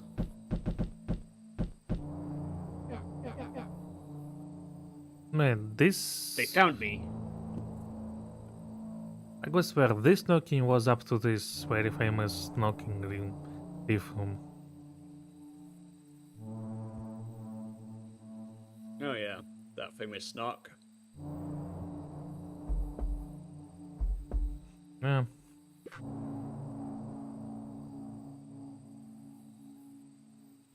Luca, what's happening? Don't panic, you stay here and I'll see what they want. Oh dear. Have they been cloning themselves? Either cloning or if they are androids, it's probably just an assembly line.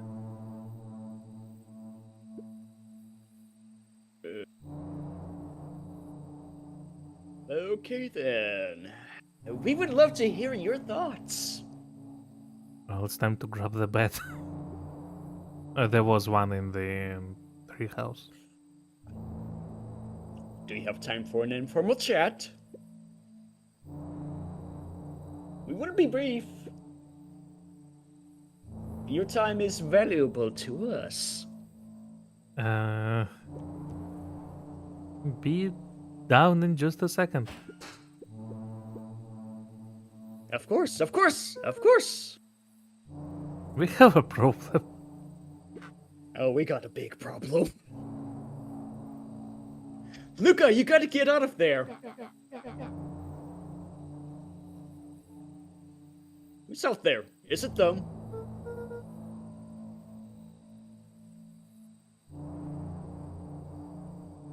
Yeah, it's the clipboards. A bunch of them. How many? About 10, I would say. Maybe all of them? And yeah, you were right. They're saying the same stuff, but with the creepy knob, creepy dial cranked up to 10. Might young Iggy be present? We would love to hear his thoughts. Run! Iggy slumped to his knees. I don't know what to do. I'm just so tired. Luca, what do we do? Luca grabbed the walkie-talkie and headed for the window. Follow my lead. Luca and Iggy climbed up the back of the treehouse to its roof, where Rollo had constructed his MCDC. MCDC. Mission Control Defense Cannon. Aha. Yeah. I was pondering that this thing does look like a gun, a turret. Just wonder what it shoots. From behind the crowd of clipboards, William That's a Kerr good strode question. forward, a warm smile on his face.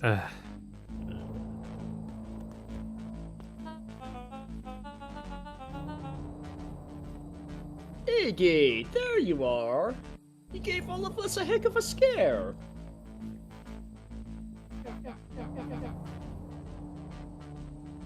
Go away, just leave me alone. Oh, I'm sorry, Iggy, but no can do. Don't worry, though. We're here to help. Help? Then why were you chasing me? Look, you can talk some sense into your pal here. Just guy him. He's not well. What's wrong with him? What did that gang do to him? Well, that's a pretty honkin' big question, Luca. All you need to know is that he's sick. I mean, judging by it, his other eye looks blind. But then it could just be the discoloration. It does happen with age, I think. Does it? Bro just has glaucoma. We'll see that.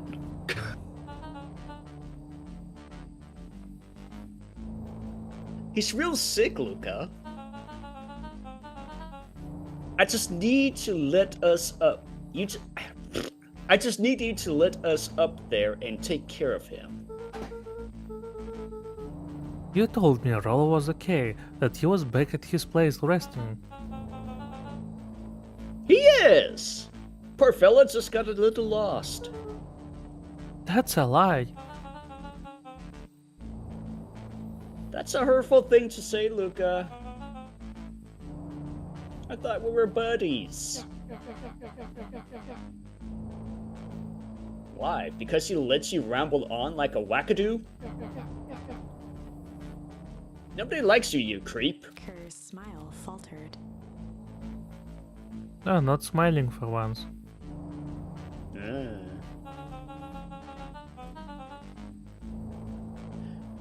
Why don't you pop on down here so we can have a face-to-face? Yelling like this is going to give us all a heck of a sore throat. And who wants that? Luca's grip tightened on the MCDC. What did you... What did you do to Rollo, you liar? Well, shucks, Luca, the only teeny tiny fib I told you was that he was at home. He is resting, and he is perfectly safe. For now, at least. What happens to him next is up to you, Luca. Look around. You're in quite the pickle, and I am the only person in the whole wide world who can help you. You get to decide how this ends. Luca's mind raced. He was caught in a trap. What do you do when there's no hope? He wiped his cheeks with a sleeve. What are you gonna do, Luca? I wonder if that's where the fight charm comes in. Aha! Considering that's the only charm, I have a feeling things will go badly. Luca drew himself up and decided to take the only option they had left. Fight. He swung the mission control defense cannon around, aiming it confidently at the smirking face of William Kerr. What does it even shoot with? Hey, Mr. Kerr! Luca summoned his most insolent demeanor. Rollo sends his regards.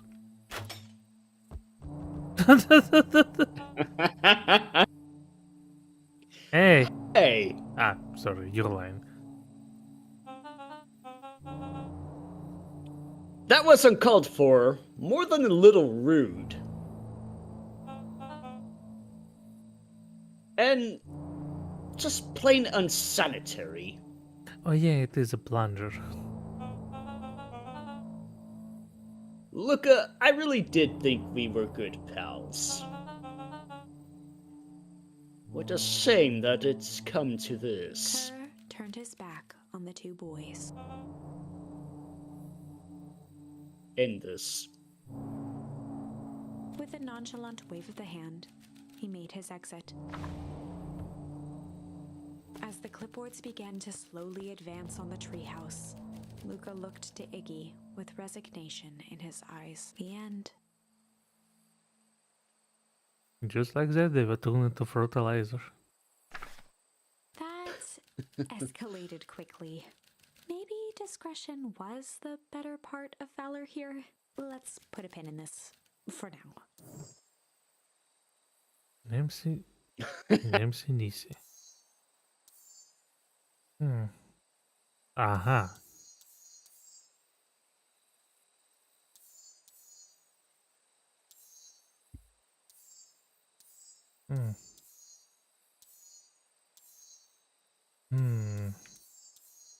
Right, so that's is the path where the Rollo is with us. This one when he wasn't.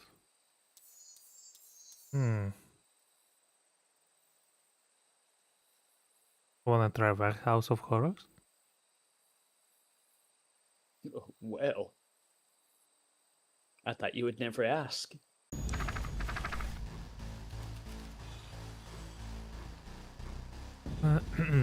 The heavy steel door knocked Luca to the ground.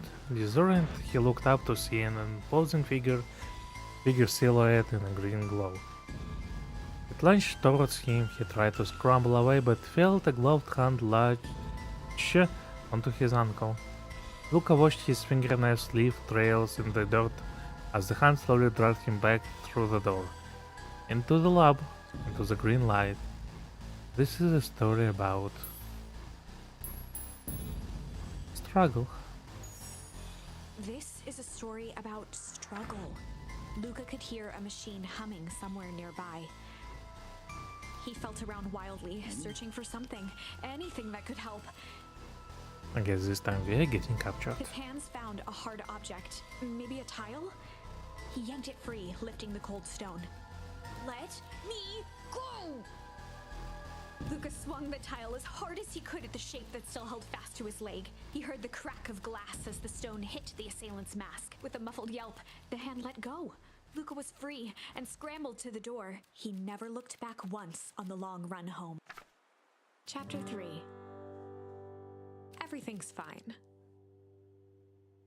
I'm sure it is. The next morning, it was quieter than usual at the breakfast table.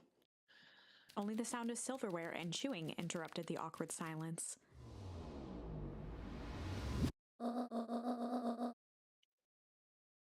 I finished stirring a mess of jam last night. I'm sure you did. Huh?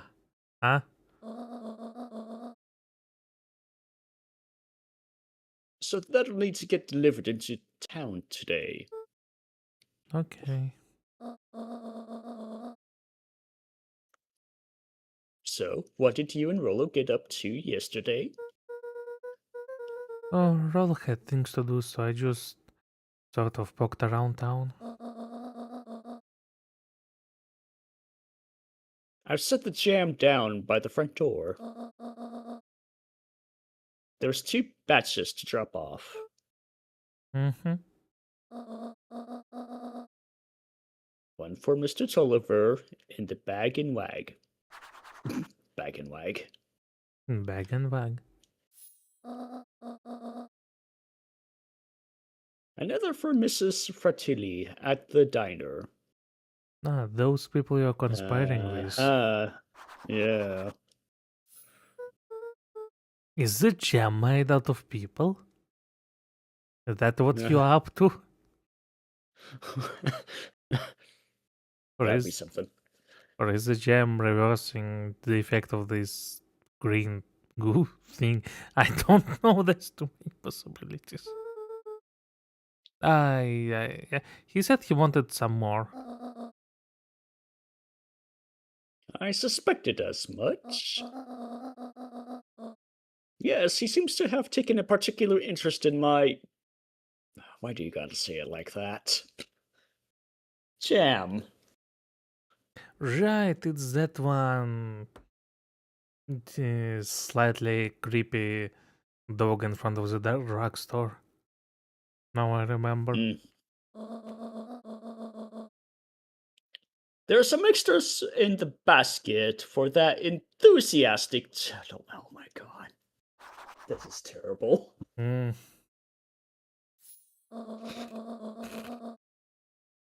Just make sure Flatil...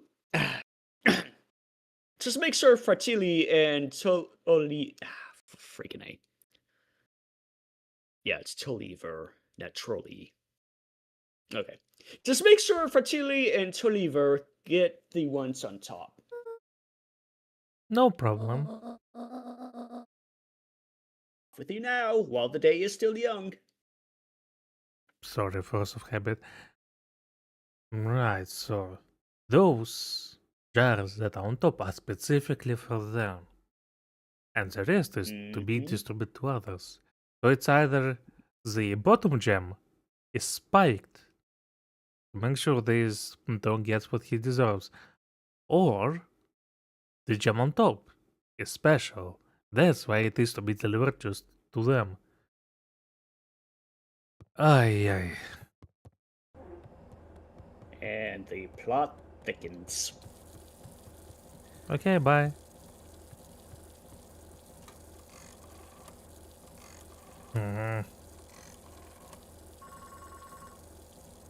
Oh, dial tone.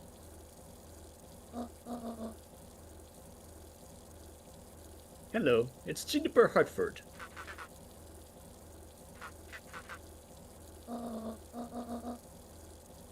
Before you hang up, just hear me out. Right, during the night, she did mention she couldn't get help from this sister of the mayor or something. Maybe she's getting it now. Perhaps with that special jam. Oh yeah, definitely. I have a business proposition.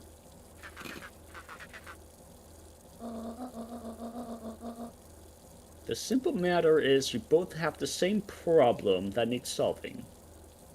So I started to make jam with cooking. I can still hear that faucet going.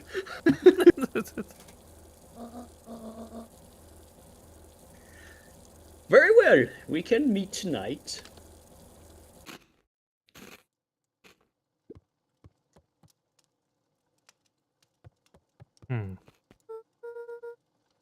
Oops, I almost forgot the jam.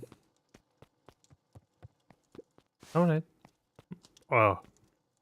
That is a very uncomfortable way to carry it.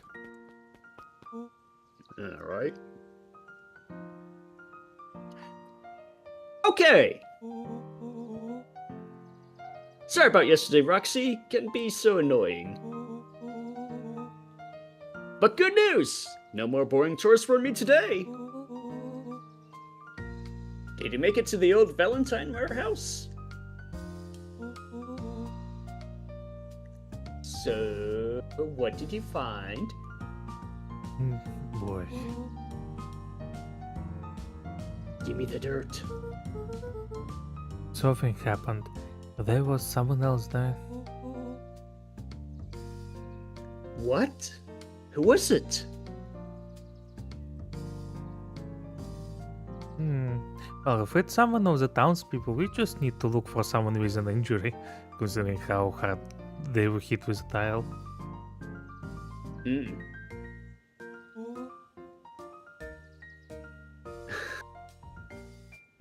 Of course, it's always gonna be aliens.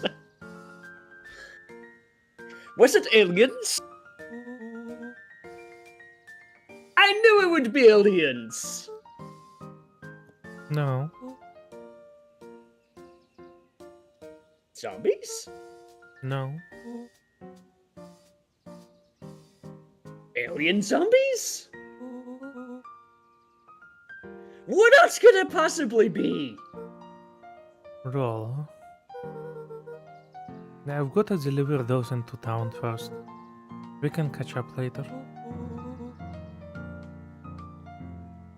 Ooh. Is it a whole thing? It sounds like a whole thing.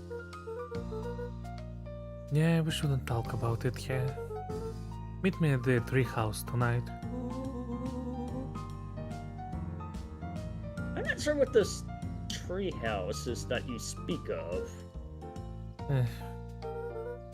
Meet me at the mission control.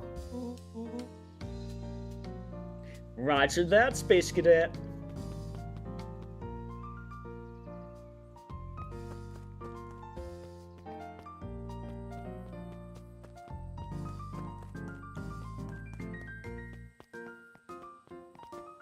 Okay, Dad, want some jam?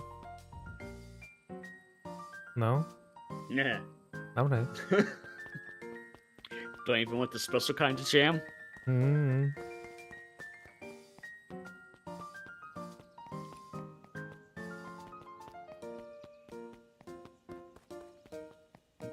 Still can go there. Oh, hello, back person. Interesting. Oh. Wait, what's where you step? Oh, sorry. There's a whole family of beetles here. They've gone missing. I thought they just sort of wandered around. Everyone has a home, Luca.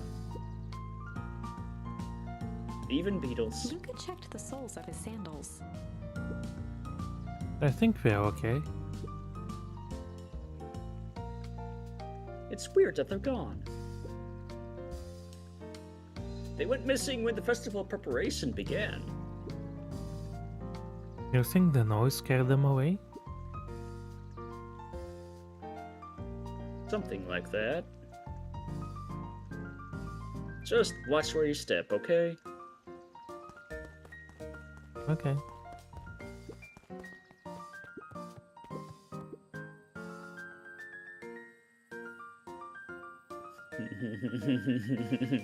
I know, let's find out.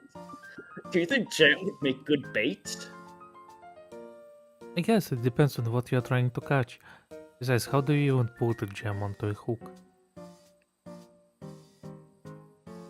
I mean, I guess you could go ahead and dip something into jam. Hmm. At this point, anything. So apparently all of the life has been gone. But the fish as well as the bugs. Hmm.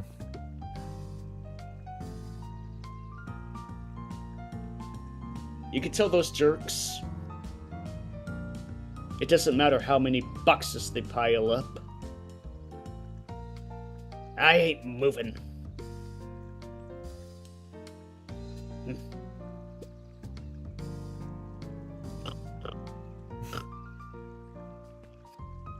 That was a really good one. Well, I guess some things just don't leave.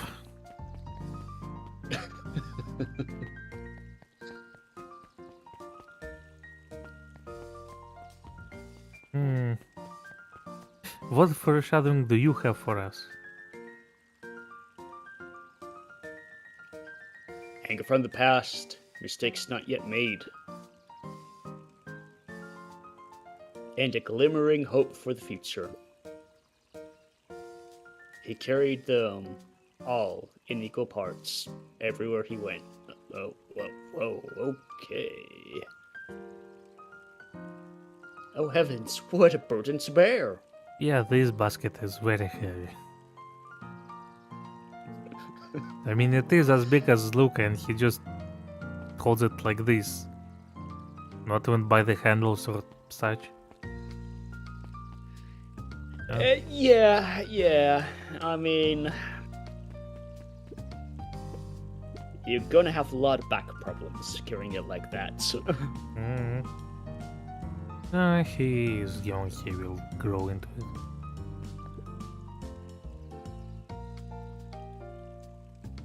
Mr. Wilder, I trust you have time to chat. Eris Valentine, oldest of Sharper Valentine's children, and heir to the Valentine fortune. Yeah, the oldest Sharper Valentine. Yes, so sister of the Mire. Because I think. Or was the Sharper of the Mire? No, Sharper is this guy statue over there. Yeah. Too many Valentines. Yeah, Sharper was the one that founded the city. Right, so she's the sister then. Had a way of making questions seem like demands. Certainly. What seems to be the problem? Mr. Wilder had learned to assume that if he was hearing from Eris, it was because she had taken issue with something he had put in the paper. I couldn't help but notice that the front page of the morning's paper was consumed with stories about this silly festival. Well, yes. That is the news of the day. But there was no mention of the museum. Nor the foundation through which it was endowed. I'm sorry, Miss Valentine. My readers are more so interested in this town's future, rather than any one family in particular.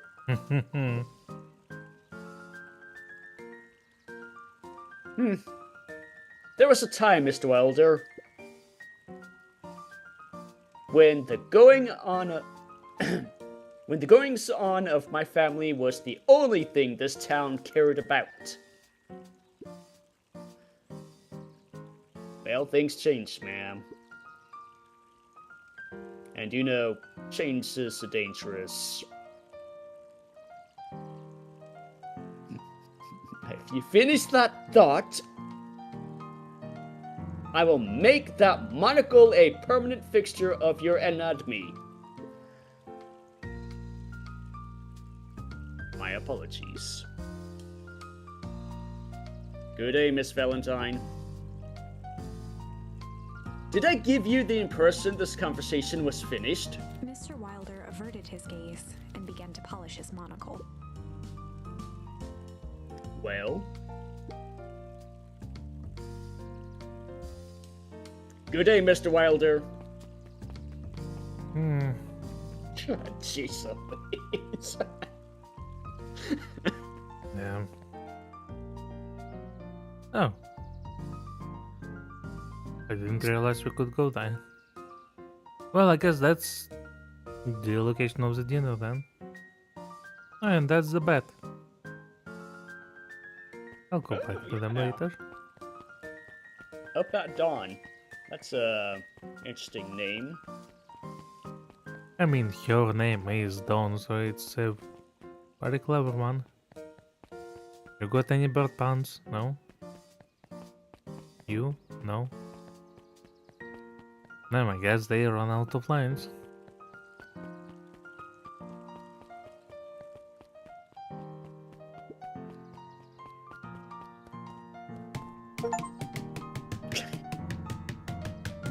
Find a way to kick the melon. I got an achievement.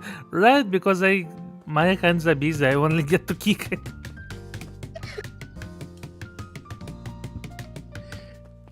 Kick the melon for luck. Always.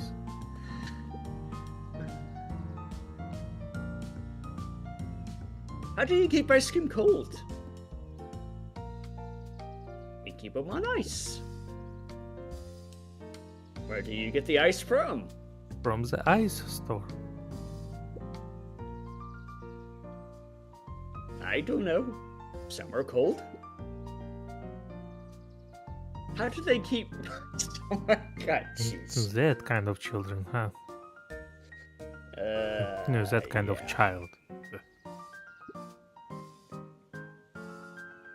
Look, Bert. Do you want some ice cream or not? No, I'm good. There is this seemingly everlasting candy. You're right. Don't need ice cream whenever you have a forever lollipop. So this is one of those to whom we need to deliver gem, but I wonder if we can try to deliver the top gem to the wrong person. And see if it bears any consequences. Well, let's find out.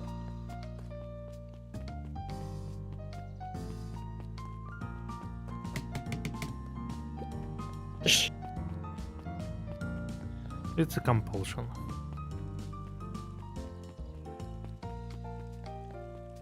It's like rubbing the belly of Buddha.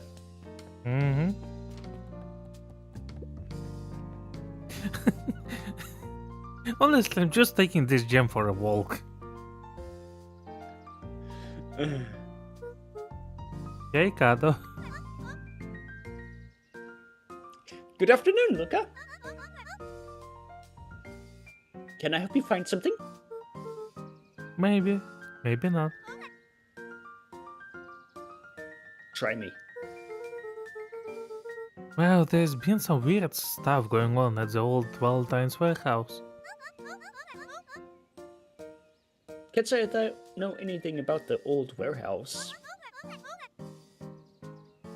But empty hives don't stay empty for long. We... my parents... More foreshadowing. Yeah, also... I used to live with my parents. We live in a house, and bees, or wasps, apparently decided to make a hive in our bathroom.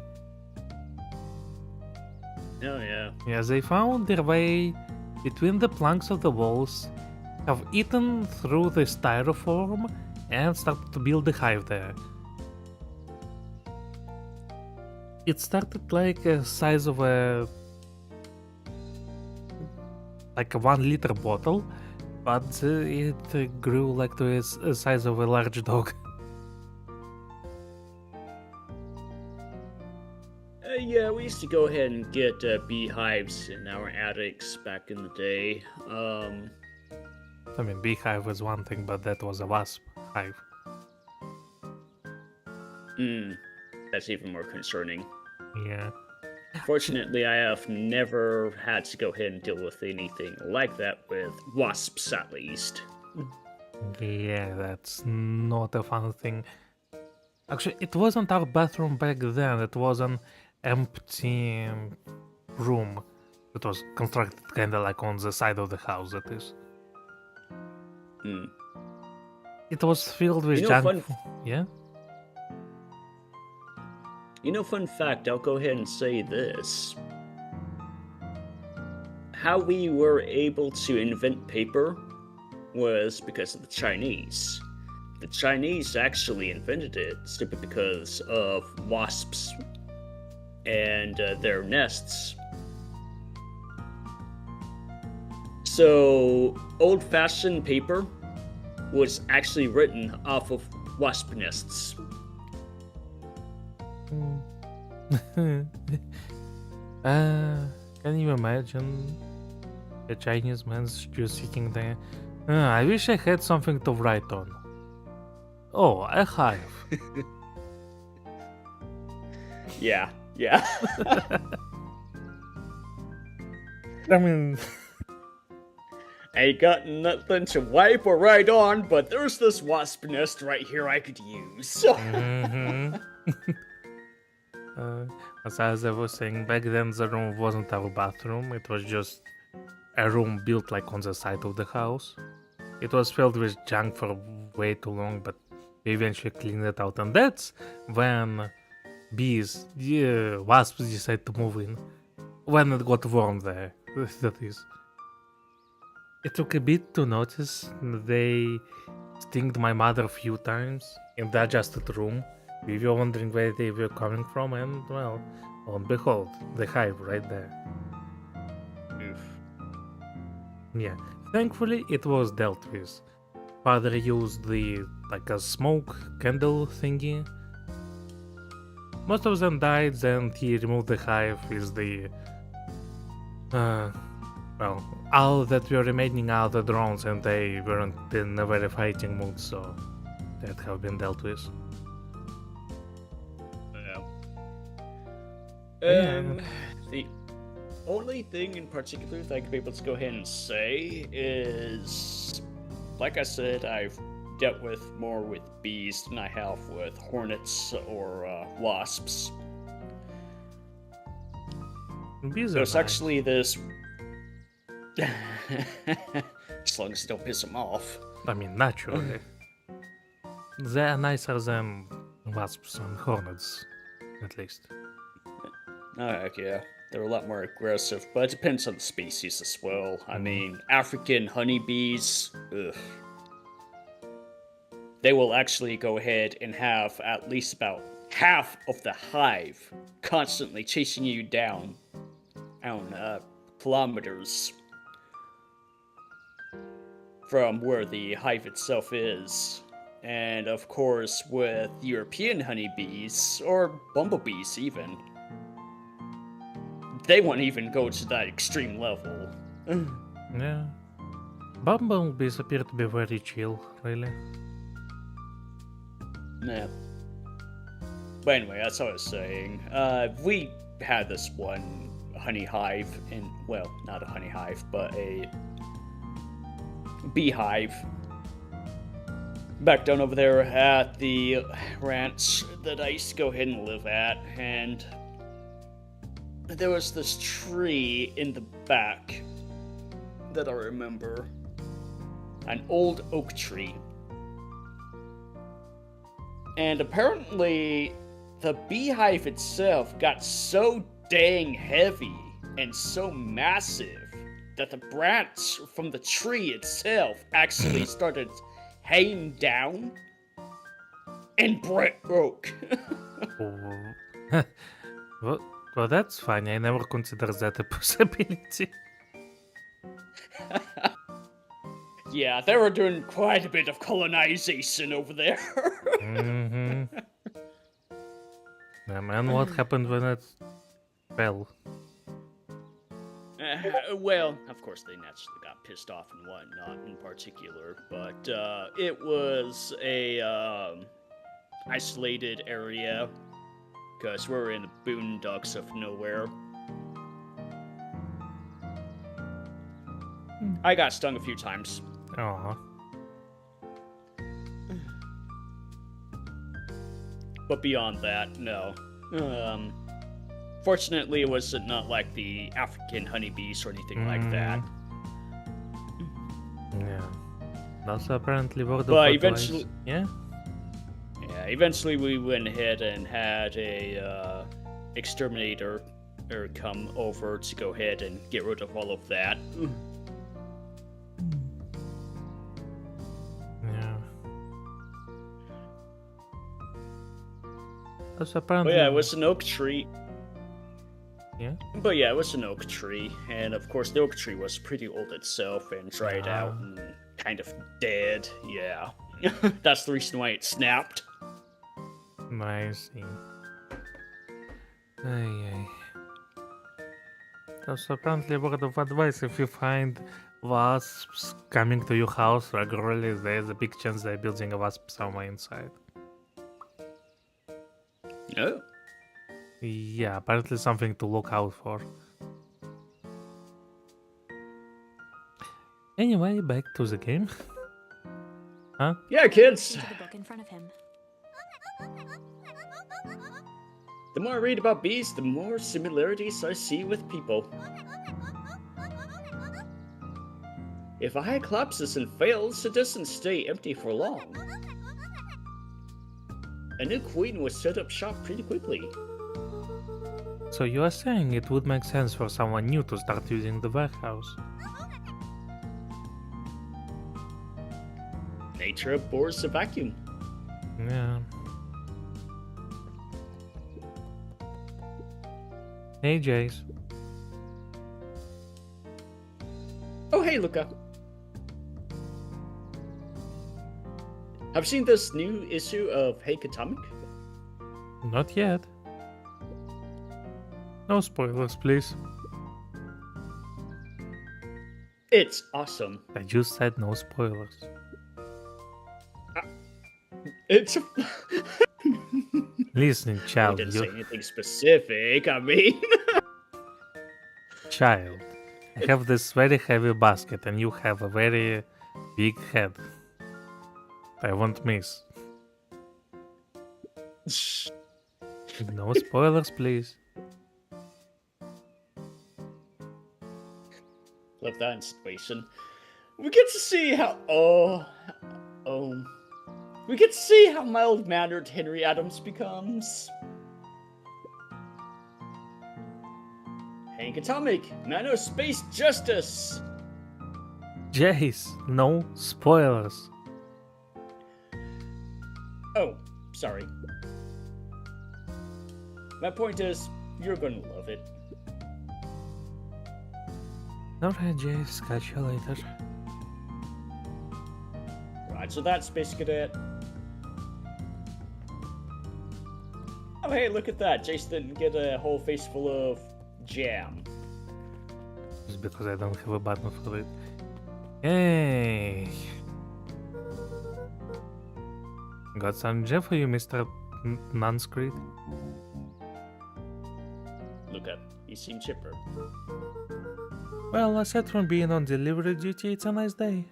Mr. Nuncreed eyed Luca for a moment, then nodded in agreement. I suppose it is. So, do you want your jam? Oh, right. Usually Genevieve drops those off herself. I guess she's busy today. Luca handed the jam to Mr. Nuncreed, and he nestled it with both hands. Well, I'll just have to finish this batch off quicker than normal. At your age, I would have advised against it. You tell her to go ahead and get started on my next order. You got it. And there you go. We're supposed to deliver him the last, but we haven't. I wonder if that will have any consequences. Just maybe. I better not dilly-dally, because obviously everything else we were doing before this wasn't dilly-dallying. Shit. Gotta get this gem delivered.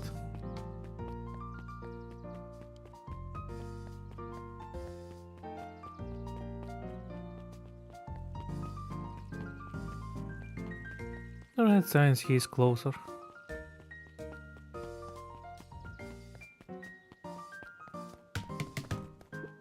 Huddled at his counter, Hiram Tolliver was meticulously shining apples. More accurately, Hiram Tolliver was meticulously shining one apple. Really? Right in front of a child? Hello? With a yelp, Mr. Tolliver fumbled the apple, flailing at the air as it fell. Oh, sorry. Man, you ruined it. Perfectly good apple ruined. Ah, no bother, no bother. He leaned forward and lowered his voice. I see you have something for me? Yeah, Grand had some jam I am supposed to give you. He leaned in a bit further. Jam? Yeah, these ones on top. So I guess perhaps it doesn't matter. Oh, I wrote your name on them. She's too clever. Mr. Tolliver leaned back, speaking loud enough for anyone to hear.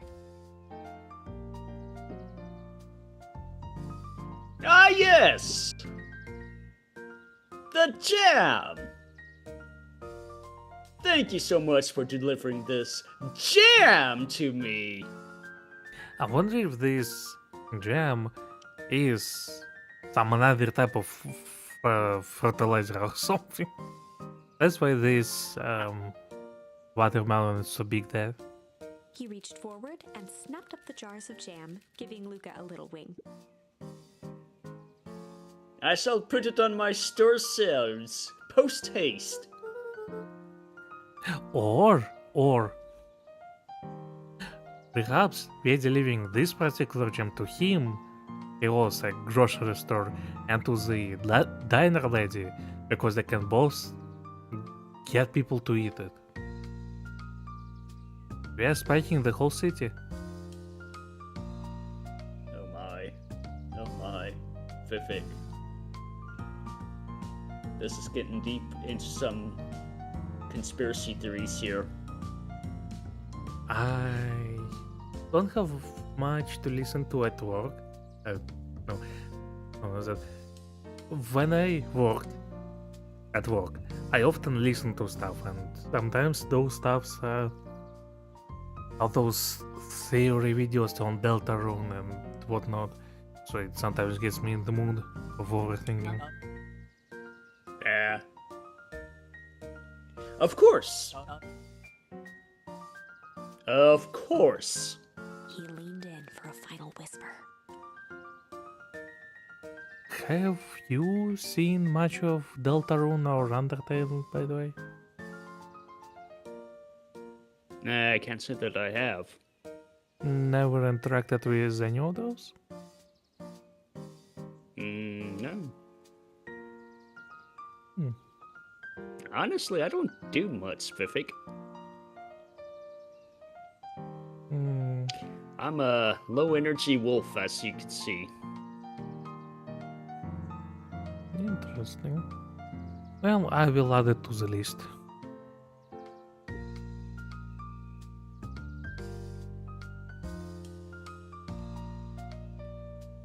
Of course.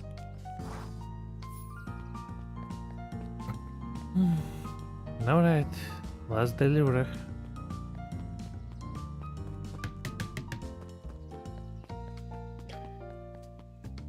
Just for a good measure. Right. Until it explodes. No, she looks asleep. Hey, down.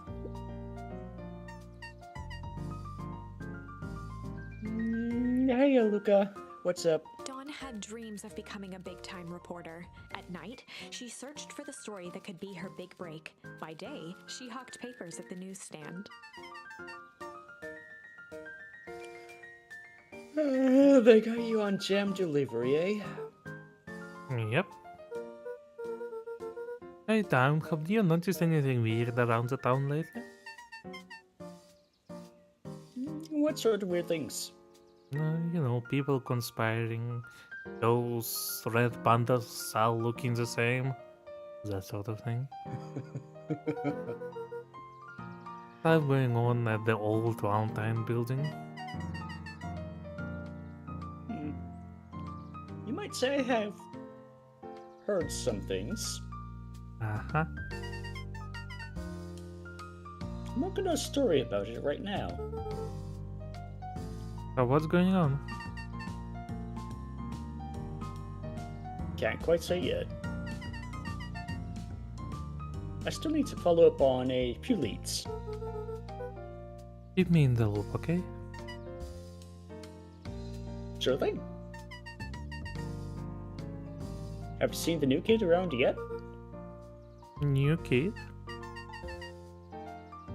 Yeah, came from the big city. Her parents both got jobs here.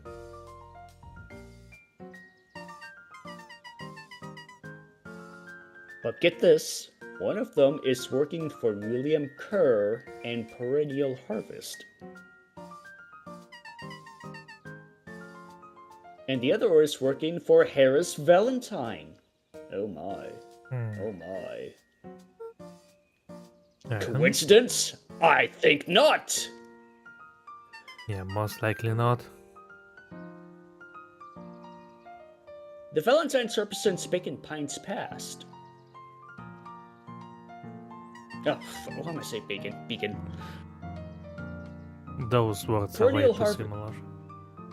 Yeah. Perennial Harvest has positioned itself as this town's future. Must make for some interesting dinner table conversation. I can imagine.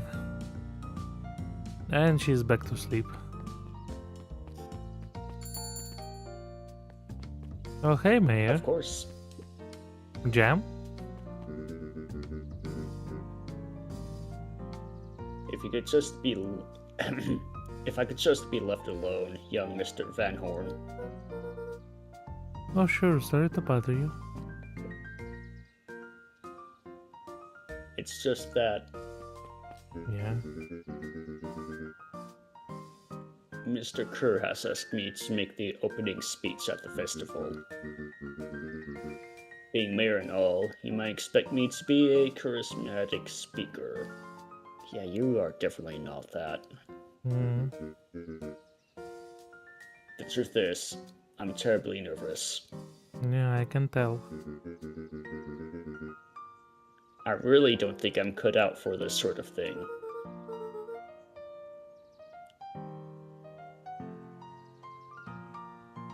Cut out for being mayor or for public speaking?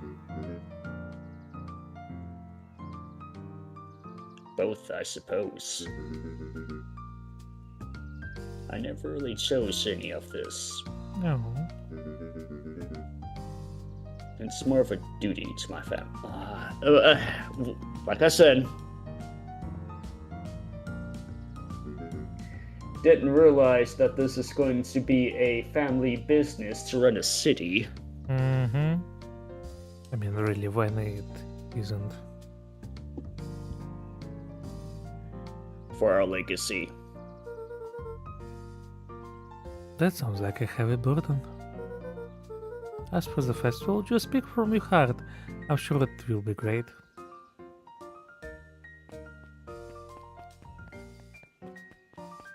We shall see.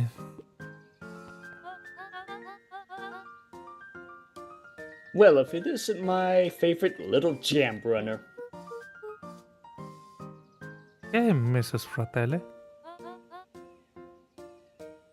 Look at you. She leaned forward and pinched Luca's cheek. This is like the grandma type of thing. Hmm. You're all skin and bones. Is your gran not feeding you? She is. It just. I understand. You know, I taught your mama how to cook back in the day.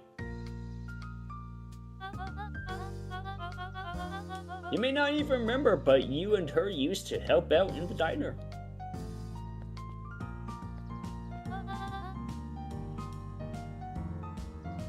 See that picture over there? That's you helping your mama back in the day. So cute, running around your little apron, taking orders.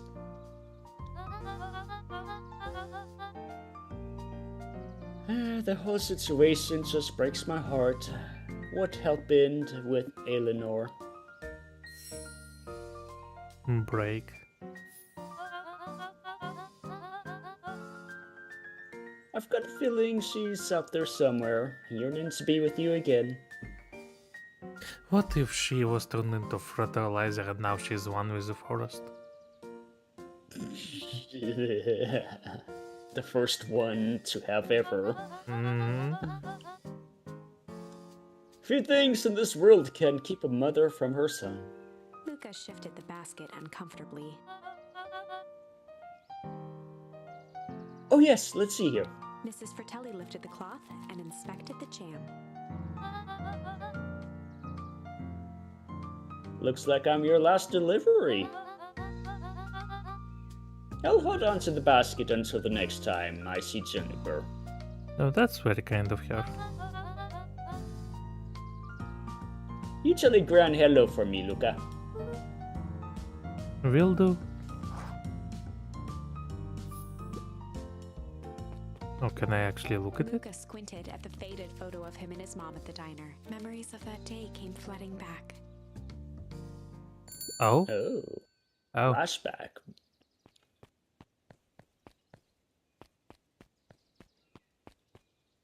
Yeah. Still see some of the Mayor still being the mayor, I see. Hmm. He and his sister are wearing yellow ties. I wonder if it means anything. Yeah, that's actually a good eye on that. Now ready to help, Mama.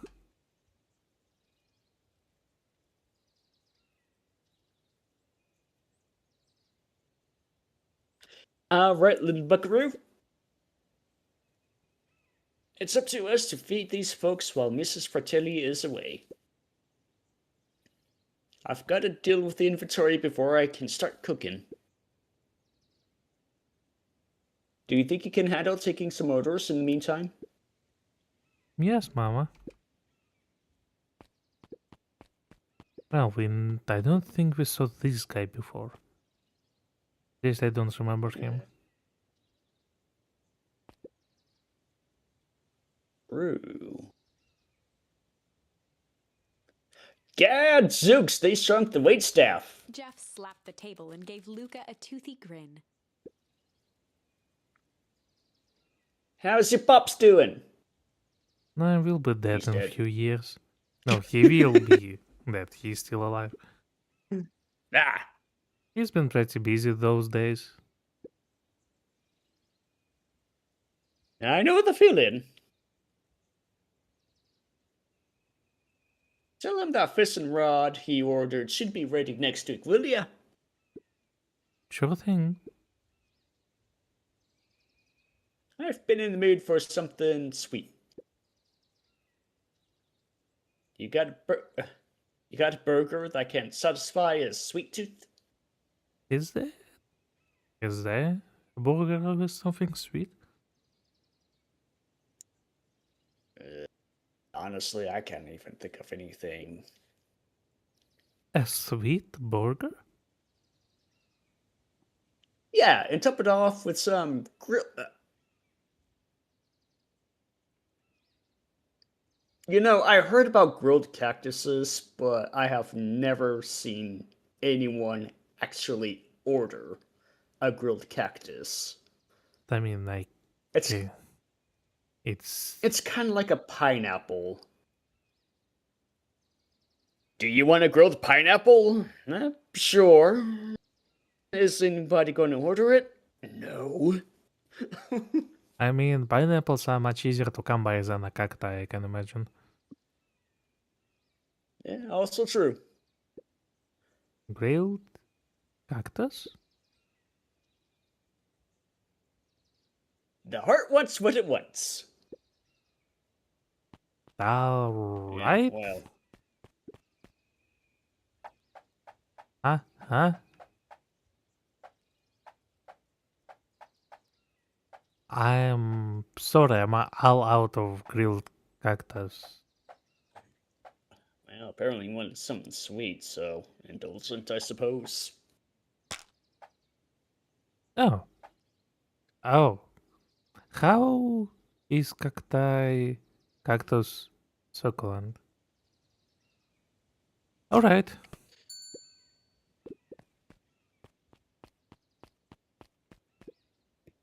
You're order weirdo. I call it the sweet and stabby. Ha! Now that's a burger with a bite! I mean, this cacti wasn't even de-needled.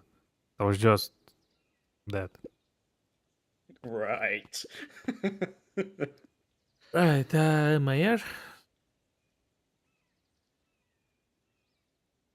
Aren't you a little young to be a waiting table?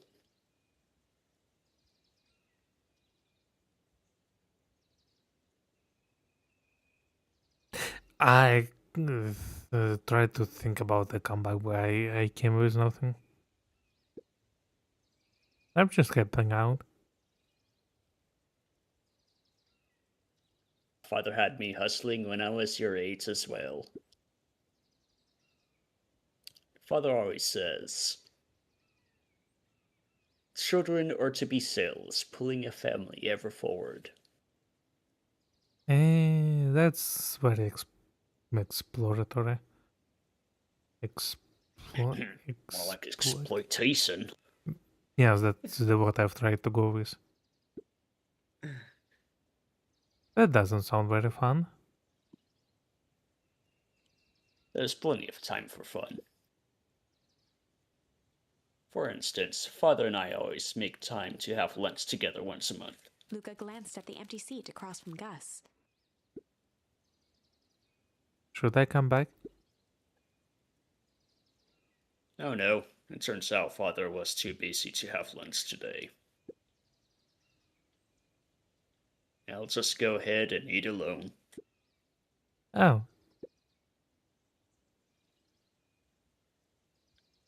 The silver lining is, without him around, I can have my usual. oh, this controlling, huh? A nice stack of cold cuts topped with a pile of sloppy chili. Cold, Oh, this guy is definitely a Smith. cold cuts? Mm-hmm. What a Be right cold... back. What a cold cuts! Don't leave me like that!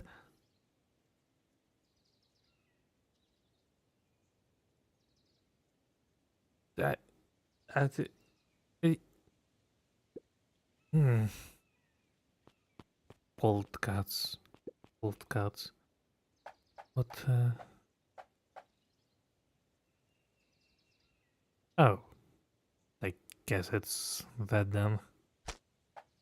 Cold cuts and chili. Oh, that like chili.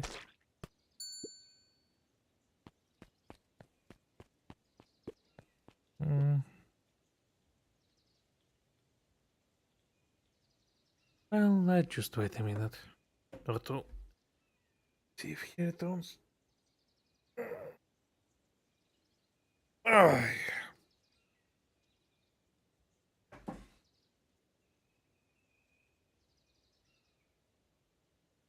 yeah, with my hard courses over, I can finally rest well. Somewhat. I get to sleep tomorrow.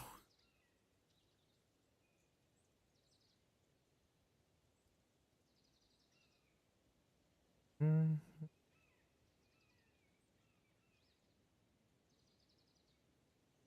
Alright, sorry about that. So what? So, cold cuts. Yes. Basically, it is deli meat. Then that is. Um, thinly sliced and kept in the refrigerator processed meat. Like, for example, bologna, Hmm. salami.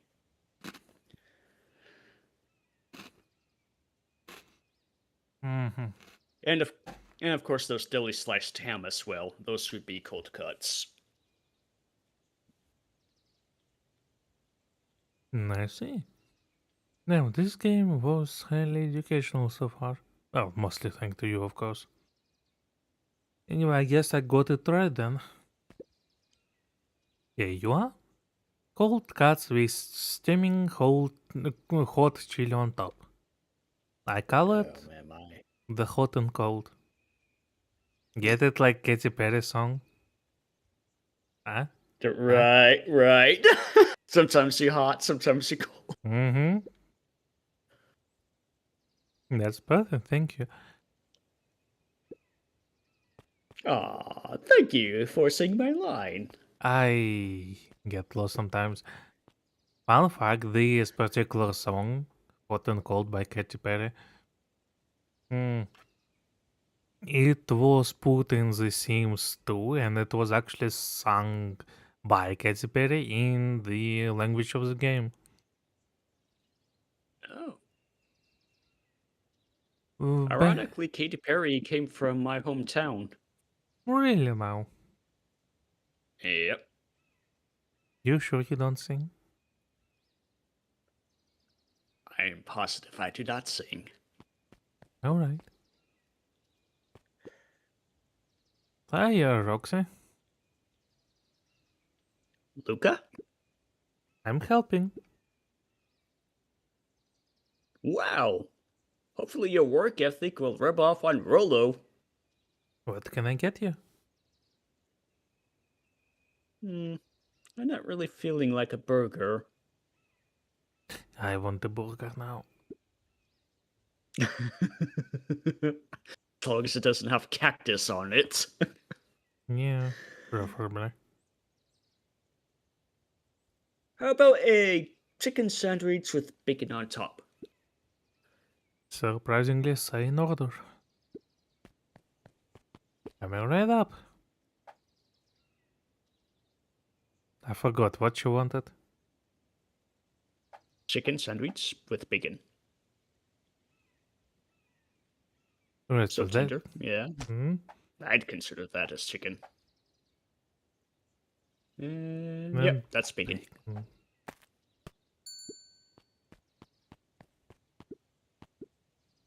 Here you go.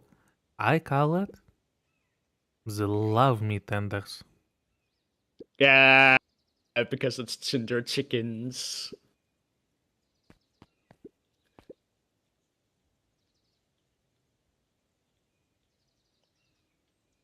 Looks like we're missing a few things. Why don't you run out and grab some more ingredients? Where? In the wilds? Hey, man, where else are you going to get some chicken? Hmm.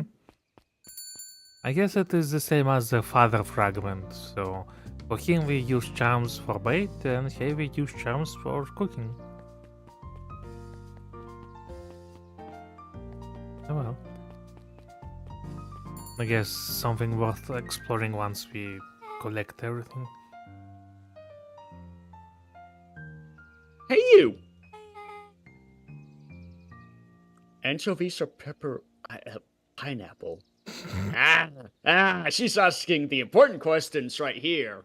I'll go with anchovies. You? I prefer pineapple. Anchovies. Wait. Yeah, anchovies in particular, they're just too salty and hairy. I do like sardines, though. Hmm. I don't eat a lot of fish, but I do prefer salty over pineapple. I mean, pineapple is fine. I'm just not sure how it mixes with other things. I did Well, one we're time, talking about pizza toppings. most likely. I did eat a pineapple pizza once. Well, not a pineapple, just a pizza with a pineapple. It was a Hawaiian pizza, I believe it was called. It was fine. Mhm. I'm not sure why people complain Yeah. this much. No. I don't understand it myself in particular. Also, fun fact, the Hawaiian pizza, as what they call it, it was invented by Canada. Of course.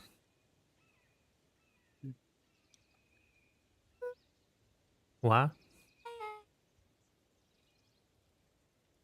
Don't think. Just answer. Pineapple. Why? How old are you? 12?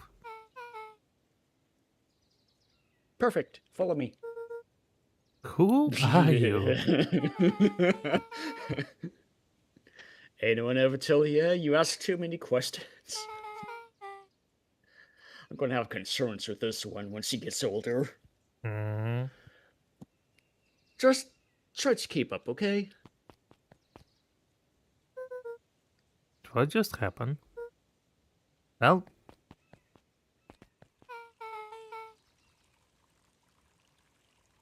Hey, what a crazy coincidence! Here's my new friend I was just telling you about.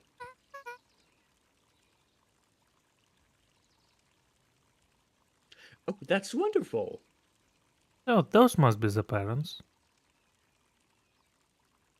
I guess she's adopted.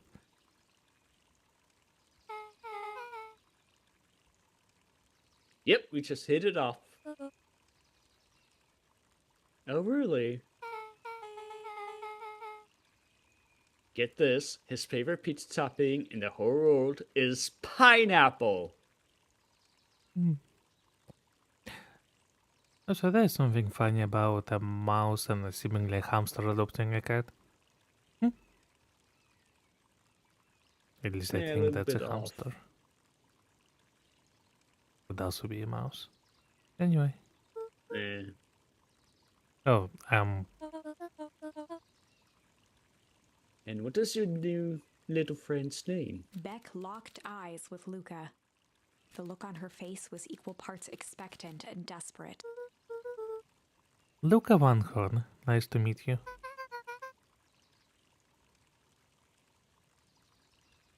I'm Nelly, and this is Ilona. I believe it's Forever. Ilona. Yeah, I was going to say Ilona. Yeah. Kind of cut myself. We're Beck's parents. We're back. Yeah. Sorry, the color of the text box confused me. Beck gave Luca a quick nudge. Oh yeah, Beck told me all about you.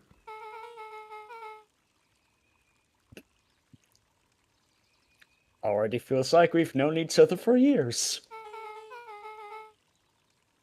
So, you both can stop obsessing about me making friends.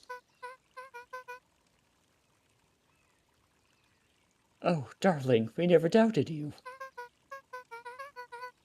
It's just that, for children with fewer than 5 close friends, the probability of a stunted development doubles. Oh yeah, definitely adopted. Man.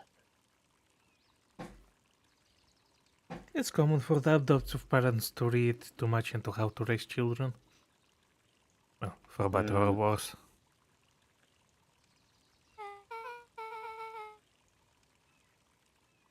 Well, one down. 4 to go, I guess.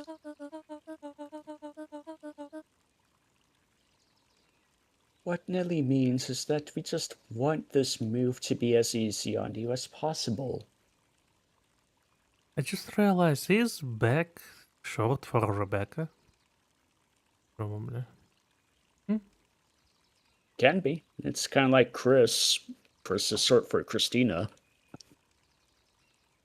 Is it also short for Christopher?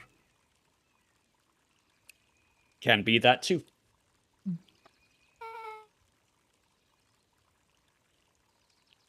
You can relax. A friend has been friended.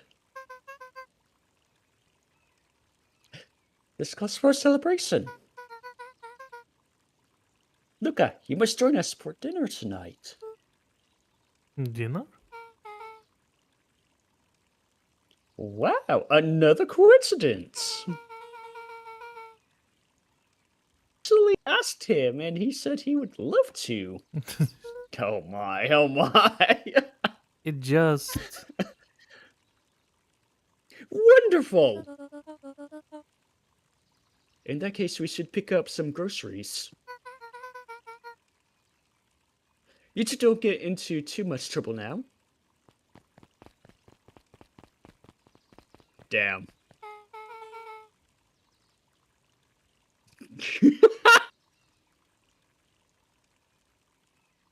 Wow, I can't believe that worked. I wonder if our next objective will be getting Ian Drabos with Beck. Thanks a ton. You are welcome.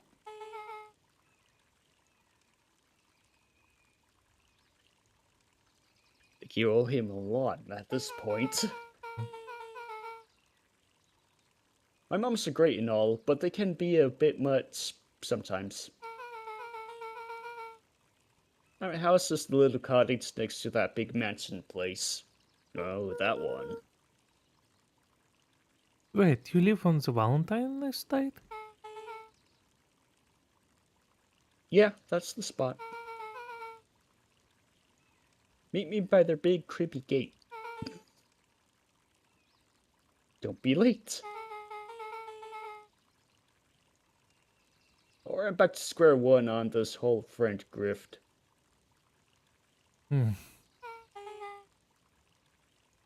Great, see you there.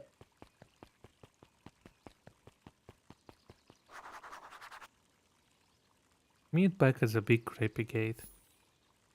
Oh, we now know the new child in the block that has the two parents that is working for Valentine.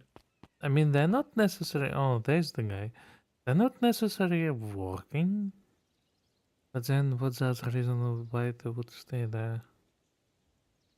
There are too many parties at work here. All of them shady.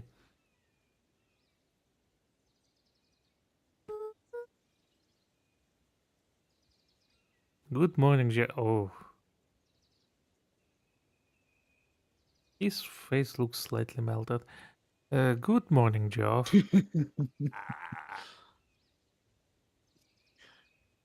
What's so good about it? Another day further down the tube, if you ask me. Come on now, it's not all bad. The festival is coming up. The festival. Old man Valentine used to put on cockamamie shindigs. Jeez Louise, I have not heard that phrase in a long time. What does it mean?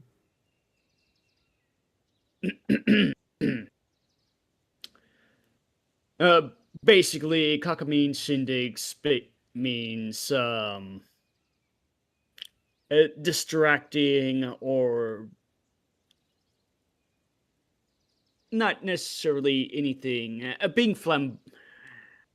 I wouldn't necessarily say being flamboyant per se, but it's something similar to that. flashy, showy, I guess you say. Oh, that sure is a sentence. In that case, I never heard this before. It's a southern phrase. Ah, I see. No, so you have to read it with southern accent then.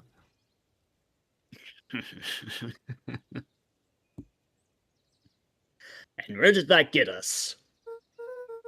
Well, it's perennial harvest putting on. Well, it's perennial harvest putting on this one, and they're doing it for the whole town. As far as I see it, the difference between the old Valentine Company and this new perennial harvest outfit Jeff dug through his pockets for a bit. is the difference between this empty soup can and this brown banana.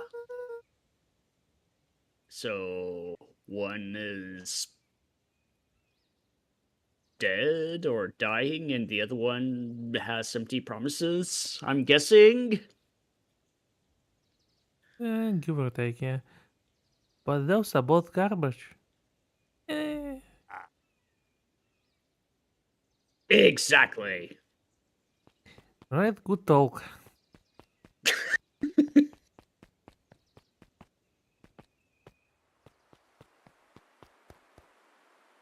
Hmm. Ow. Hoy there, little buddy. What brings you to this next of the wood? Oh, I was just wandering around a bit. Wandering? How wonderful. Children and their wonderful wandering. Oh, to be young. Anyways, I can leave. Oh, can't leave past. Anyways, I can't leave past just now. Yeah, you see, we are busy dipping children into the strange group back there, so you can go there. Uh-huh. Top secret business that way. Uh-huh. Mr. Kerr winked with a wry smile. I'm just seeking your chain. Perennial Harvest is just making a few improvements. He gave Luca an energetic thump on the shoulder. Better head home now. Our harvest awaits. I'm sure it does.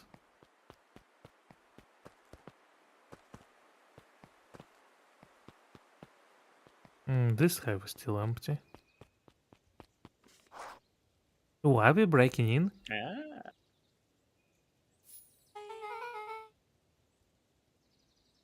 So who lives in that house? Harris and Gus Valentine. Harris and Gus Valentine grew up there. And Solomon moved in a few years back. That creepy little kid in the vest? That sounds like the one. So, just 3 people live in that huge thing. Have you never heard of the rich people before? That's usually how it is, yeah. Yeah, I was gonna say.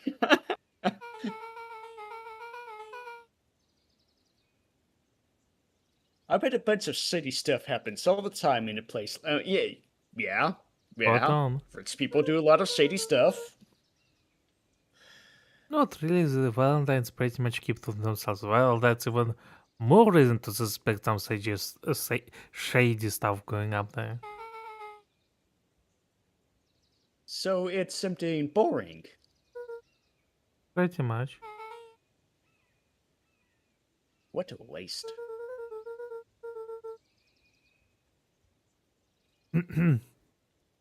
My mom says that it used to be way busier, big before Sharper died, before the fall harvest. Oh, That's like the 5th time someone mentioned this foul harvest thing. Oh, are we finally gonna get an explanation?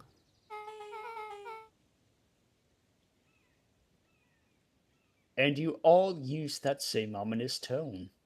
Ominous tone. So this whole time everyone was saying like, okay, yeah, this was before the foul harvest. Just sudden change in tone when they pronounce those two words. Hmm.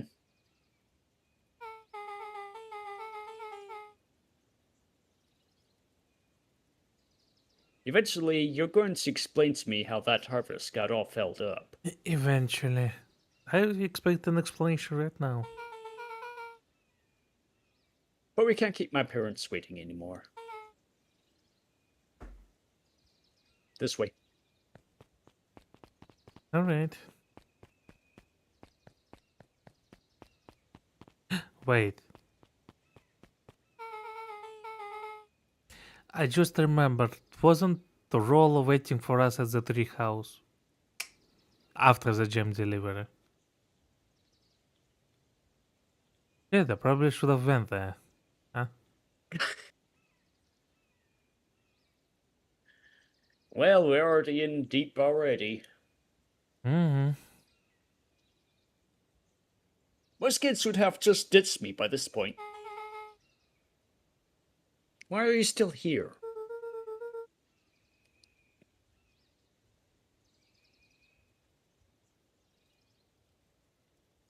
You looked like you could use some help. You know what, Luca? You're not so bad. Let's get through this as simply as possible. Just beat, smile, and nod. Yeah, that's pretty much how I feel every day. Fun. Great. Whatever you do, don't bring up their work. I don't like I eating mean- at the other people's house. Hmm. And sometimes I don't eat some stuff and it's very rude to refuse. One time me and my father had to eat at my boss's apartment and it was green beans with something. Green beans? No, it was something green and looked like little tubes. Whatever that was. I had to eat it because that would have been rude to refuse. Yeah, I'm not very finicky about a lot of things in particular, but green beans is one of those things it's like I care less about. Hmm. Right. Their work. Why? Are they working on biological engineering or something? Biological warfare? Any alien viruses? I think I can handle that. Not even a question what their work is. Right. Beck took a long breath, then gave a firm nod. Here goes nothing. Chapter 4. Oh. Dinner with the Moodwills. Ilona Moodwill was worried about change. A gardener at heart, she understood the necessity of change, relied on it even. But there was a difference between the controlled world of her plants and this cluttered cottage in a strange town. Almost done. Nellie was a blur of activity, digging through boxes. Sorry, love, couldn't find the dishes. We'll have to make do with paper plates. Eh. Dinner went by without much conversation. As she watched Beck and Luca finish up their pizza, Ilona let herself relax into the chair. The things she cared about were still here. Nellie finally had the job of her dreams. Beck was beginning to take root. Ilona's task was simply to tend to them. She could do that. Those dreams may not be as what you expect it to be. Mm-hmm. So, Luca, tell us a bit about yourself. Where do you live? Wow, okay. Well, I live with my grandma. That's not the answer to the question. That's not where, that's with whom. Over the other side of the river now, that's the right answer. Your grandma? Where are your parents at? Dead and missing. Beck, manners. It's alright. My dad passed away in an accident at the fertilizer plant 6 years back. Oh dear.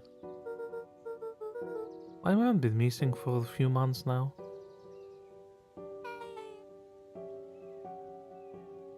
Like, missing? Lucas We've already been eyes through to this, his Beck. plate, pushing a chunk of Not pineapple in around this with his timeline. finger. Nellie was the one who eventually broke the silence. Luca, how did you like the pizza? Oh, it was good. Very good. Normally, we'd have put more effort into dinner. Ilona nervously gestured toward the boxes.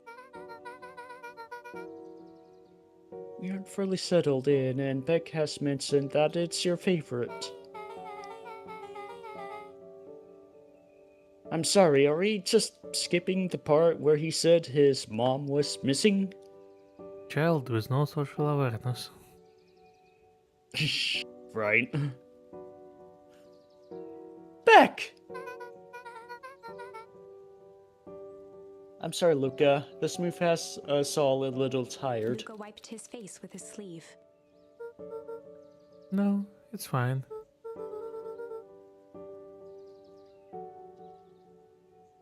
The only thing you were told not to ask about the work. So, Beck said you moved in here for work? Beck gave Luca a swift kick under the table.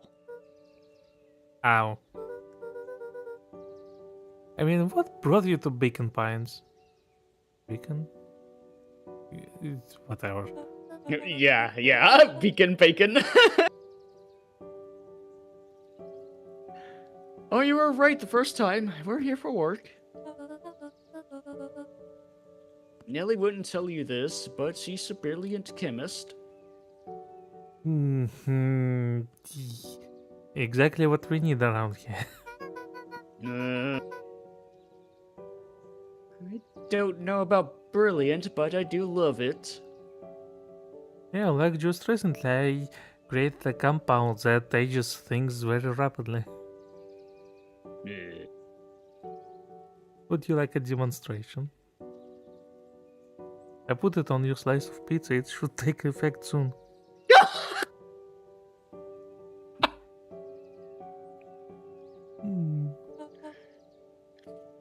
Wow, for fake that was dark. I mean, with this game you can't really know. I'm not sure what to expect, really. She's brilliant. Perennial Harvest just made her their new lead researcher of deep... what is deep engineering?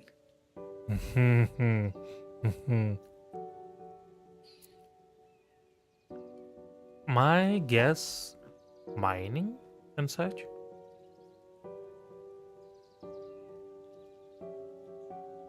Engineering deep underground? Engineering machines that can get deep into the ground.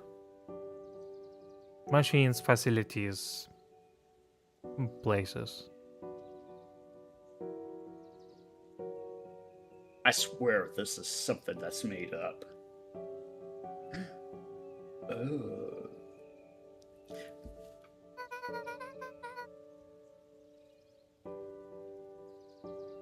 Yeah, I think it's made up. Mm-hmm. She makes us sound more impressive than it is. Oh, sorry. There was something Furry about. Harvest is I yeah, believe. something about being so happy, but that's pretty much it I saw. I'm happy making a change in the world and such. Perennial Harvest is at the forefront of evolving agriculture. Uh-huh. Yeah, we saw that forefront study. Mm-hmm. Into something more useful than sprinkling water and excrement on the girl. It is more than fertilizing and watering soil. Mm-hmm. And also taking care of it. You have to keep potatoes underground. They're really keen on escaping, apparently. Hmm. I mean, growing up and all. Luca glanced over to Beck. She seemed to be holding her breath.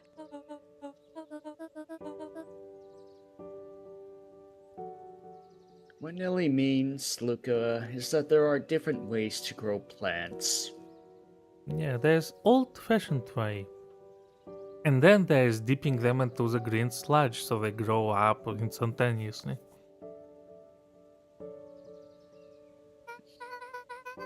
Exactly. Yes, some people talk to their plants and hope for the best. Which, by the way, you don't necessarily need to talk to the plants themselves, it's just the vibration in the airwaves itself that works. Really? Yeah. Huh.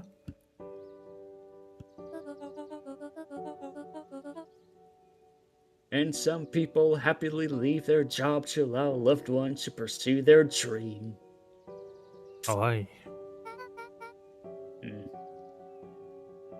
You swore you didn't! Beck slammed her fist into the table. Perhaps harder than she intended. Hey, Luca! How about some dessert? I got some green ice cream. Yeah. I see what you did there. Actually, I have to meet with my friend Rolson. Oh, good, so we didn't miss out on this. Luca glanced outside to gauge the time. The sky was darker than he expected, filled with ominous clouds.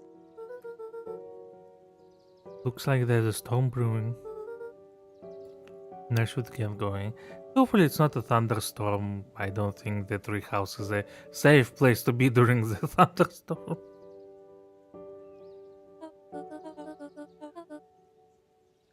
Oh?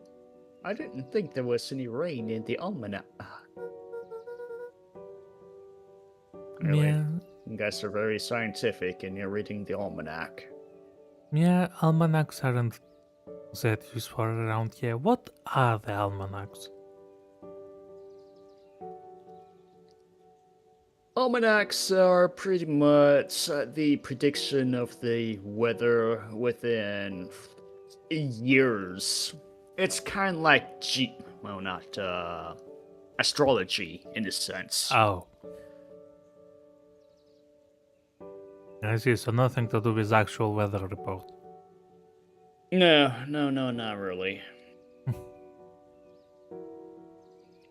They just say this is going to be a good year and whatnot, and you should do this simply because of the alignment of whatever the clouds say at this time. Oh. Yeah, that's a very fickle thing to judge the weather by. Yeah. Especially right now. Luca wiped his mouth one last time with his napkin and started to get up. Thank you all for the pizza, it was really good.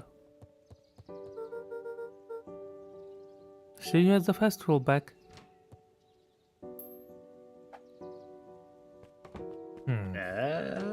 She flipped the coin. Wait up. I'll walk you home. Surprised, Aha. Luca turned around. He knew Rollo could be prickly around new people, but Beck seemed cool. Rollo would warm up to her eventually. I mean, she is on the title page, so... Probably. Yeah.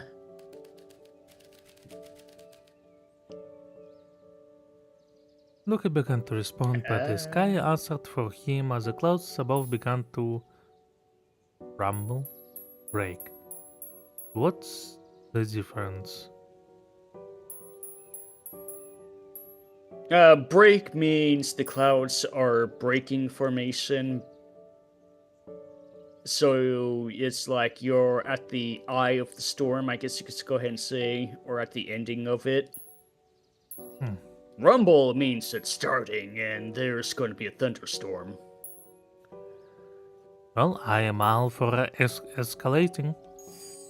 Luca began to respond, but the sky answered for him as the clouds above began to rumble with ominous thunder.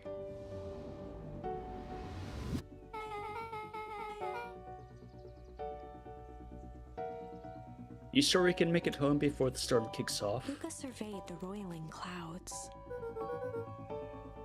I would say the odds are good.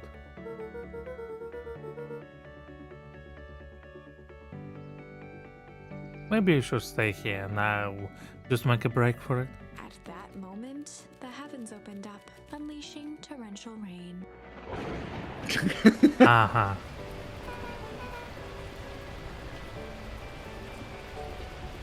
Care to recalculate those odds? Put inside you two before you catch cold.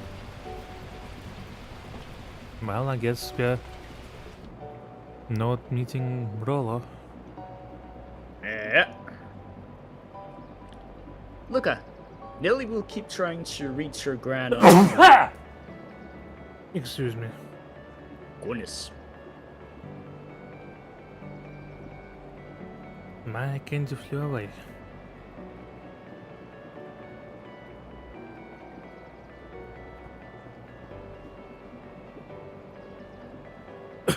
Oh boy. Going to be alright there? Yeah. I think my throat feels a bit sore, but that will pass. In the meantime, you two hold tight.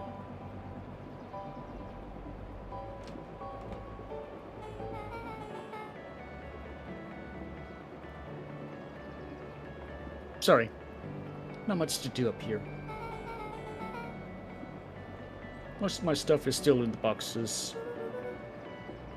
Mind if I poke around, collect some charms to alter the story?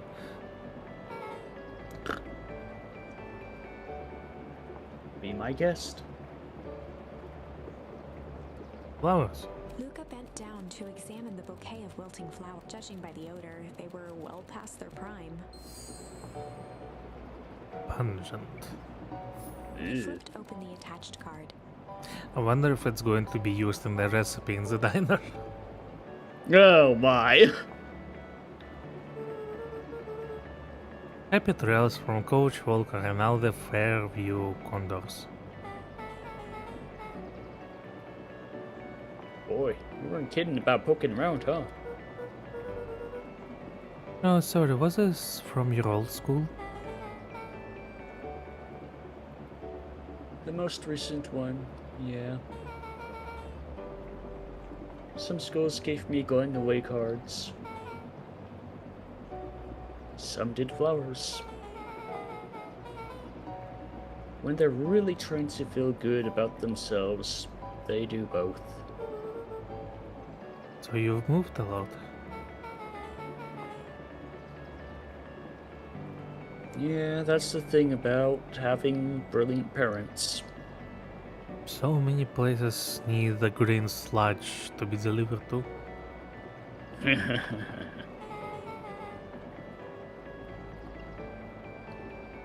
Or There's always a better job somewhere else. Or so many towns they have been chased off due to the failed experiments.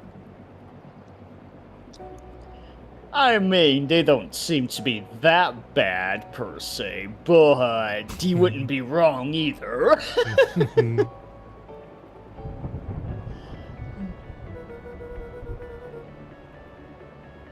Those flowers would last longer if you put them in some water. That's the sort of thing I would do if I cared. Well, you cared enough to keep them, is how. Dehydrate them. Yeah. I don't see flowers as a good gift to give. Because, they wither away and does feel cruel to just cut them off and then put them into water. So they suffer longer. Yeah. Yeah, no, like I said, if you're going to be doing that type of thing, just dehydrate them, make them into a potpourri even. Mm-hmm. At least it lasts a lot more longer and is useful for something. Yeah. Oh wow! Rolo and I have a radio just like this at the treehouse. Probably not exactly like this one. My mom and I tore the whole thing down to the bolts.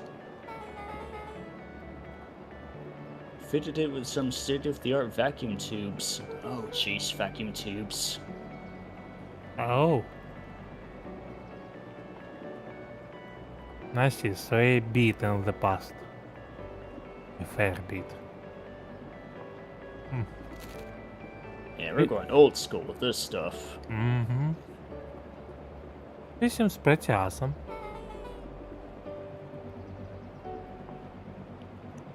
She gets carried away sometimes. I think she feels guilty for working too much. So when she does have time for me, she showers me with high-tech overcompensation.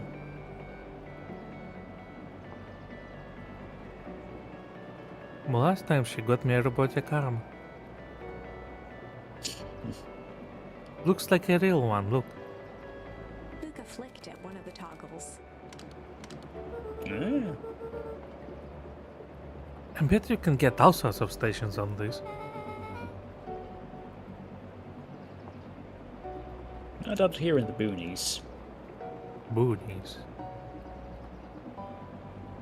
Out in the middle of nowhere. Away from the city. Or suburbs. So, countryside. Oh, I see.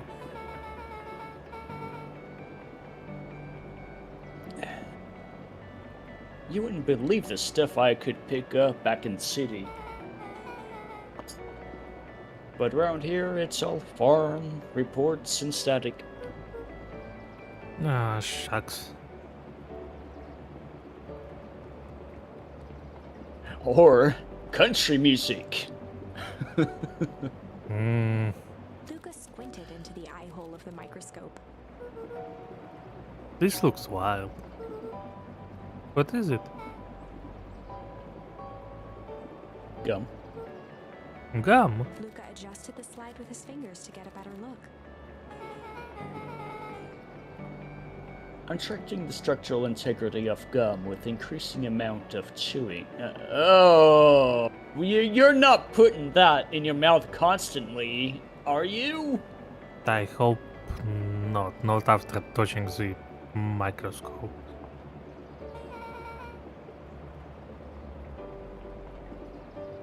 Okay. Chew that one for 47 days. Luca wiped his hand off on his sweater and gave a nervous laugh.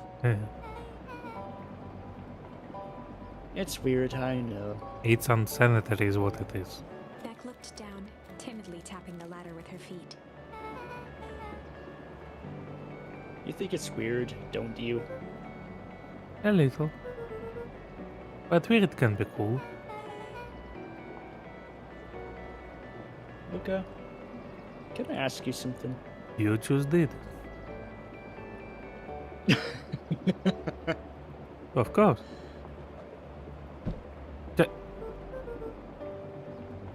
Yeah! Dang, didn't that hurt? Right?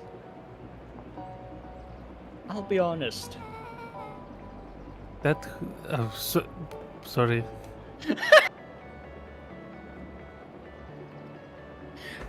That hurt me more than I expected. The fall or the response? Probably the fall. Well, at least you looked cool doing it. Beck took a moment to watch the rivulets of water running down the window. Do you ever feel alone? Both of my parents are missing, so yeah. Like, even when people are around? Well, Rollo can be pretty absent-minded sometimes. I'm serious. Does it ever feel like your family doesn't care what you want? I don't know, my family is mostly dead. I didn't used to feel that way. I know Gran loves me, but sometimes when she looks at me, it's like she's looking at... A problem? Luca took a deep breath, exhaling slowly. I know the feeling. I mean, being old and being stuck with your grandchild is a tough situation, because what if you die before they reach any stability themselves? That's a problem. Oh yeah. Yeah, we've already stated that Loka here is 12 years old. Mm-hmm. And I mean, just 18 also wouldn't cut it. Some people need more time than that to, you know, grow to be self-sufficient. Yeah.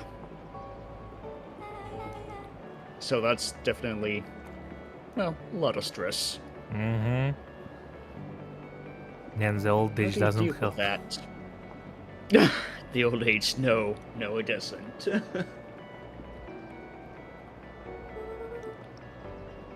I guess I haven't yet. But one thing my dad told me when I was little: don't hold a grudge, especially against yourself. If you try to hold it all in, you're gonna pop. So then, what do you do? When you don't know what... I mean, you could just ended that line with that, but alright. Dad never got to that part. Something I figured out on my own though. Gotta do something. Anything. Yeah.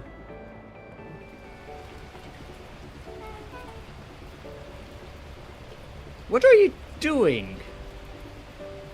Clearing out the path for the lightning to hit us.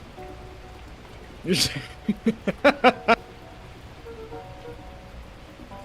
don't know. Something. We're gonna register our complaints with the storm. Bro. Listen here, you miserable universe. Stop jerking me around. I just want things to go back to the way they were. Everyone tells me it's gonna be alright. There are things are gonna change. Luca let out a feral scream that echoed into the night. Every time something changes, everything gets worse. Well, isn't that the truth? Screw this town. Whoa. Let me try. Moving sucks! I hate it! I hate that I hate! Hey, I hate that, I hate it. Oh, I hate that. I hate and I hate and I hate. Why can't I just deal with it and be happy for my mom? Which mom? Why can't we just stay somewhere?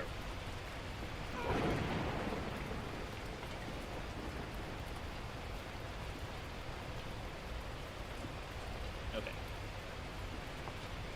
Her voice dropped to a trembling whisper. I just want to be a normal kid. Beck brushed off her shirt and straightened up. There.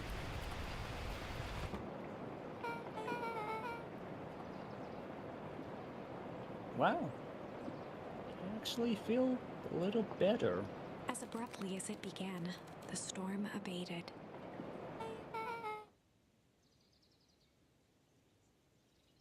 Thanks. I needed that. Me too. I should head out before the rain starts up again. Sure. I'll walk you out.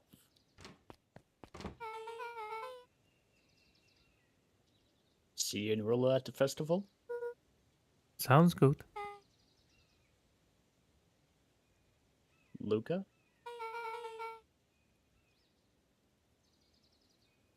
Don't let the universe jerk you around. Beck gave Luca a light thump on the arm before heading in.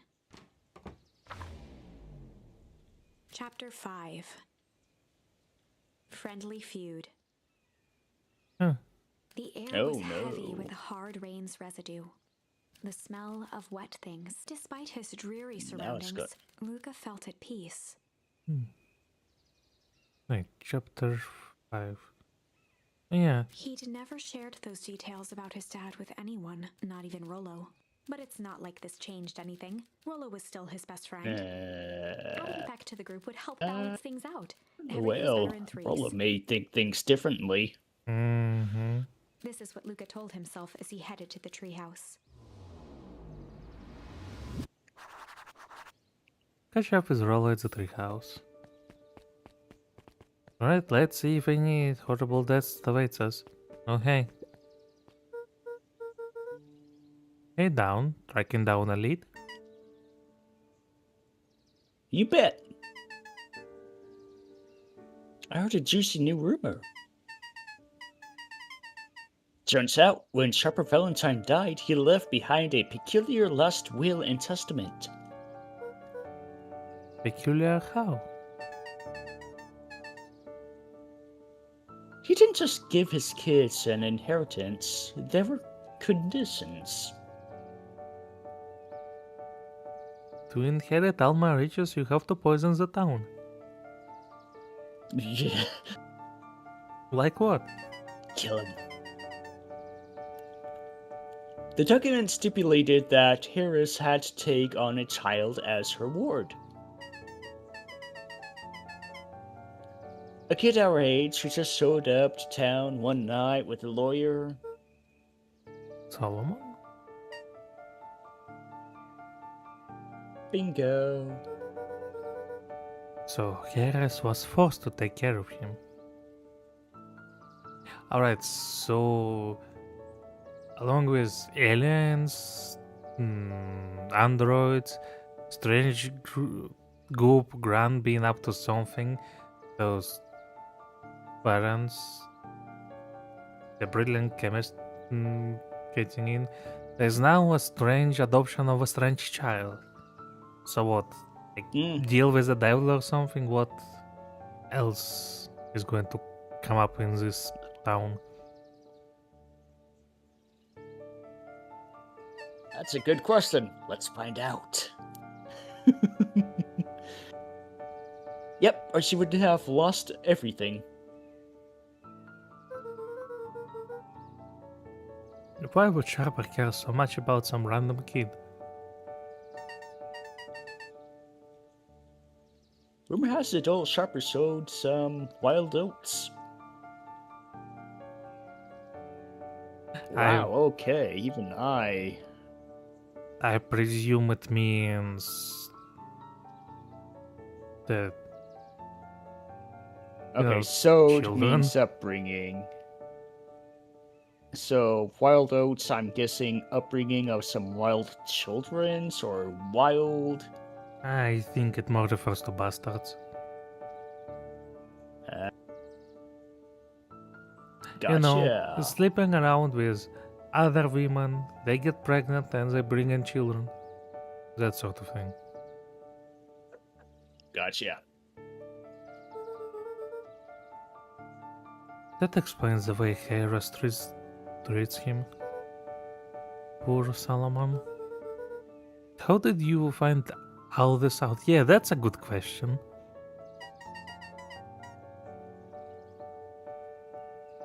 A good reporter never reveals her source, Luca. Ah. Oh, that's not ominous at all. Are those supposed to glow? They better not dilly-dally. Would I get to the treehouse? We already dilly-dallied as it is already. What are you talking about? Hmm?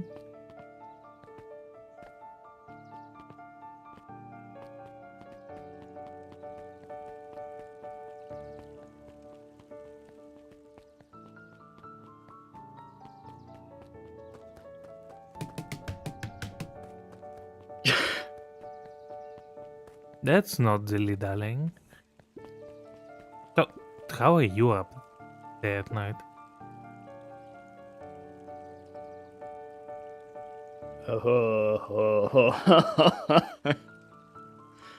He met his old friend's eyes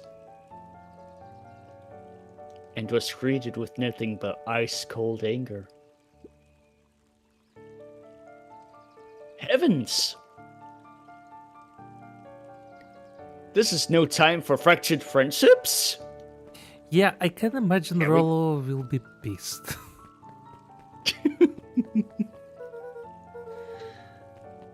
Because he was waiting for us here until we... You again. Where was my thought? He was waiting here for us to deliver jam.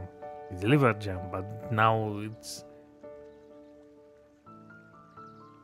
deep evening, so he was sitting there for the whole day. Anyway, back to this. Excuse me, what are you doing here? Just locking up for the night, sir. Oh, wonderful. I can only assume this means all festival preparations have been completed ahead of schedule. So if they're looking up, why is there still light up in the building?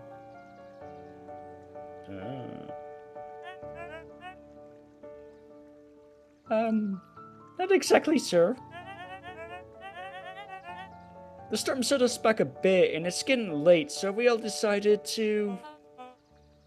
Oh, no. You all decided? Yes, sir.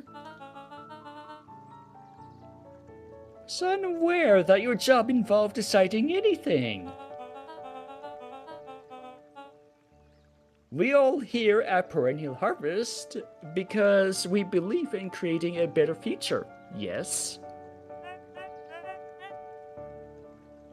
Yes, sir. Very much, sir. Do you want to be one to tell this town that we failed them? No? Then we gave up because there was a little rainstorm and we all got sleepy? Of course not, sir. Good. Then it's decided. Yes, sir. We'll work till the task is done. See that you do. Our harvest awaits.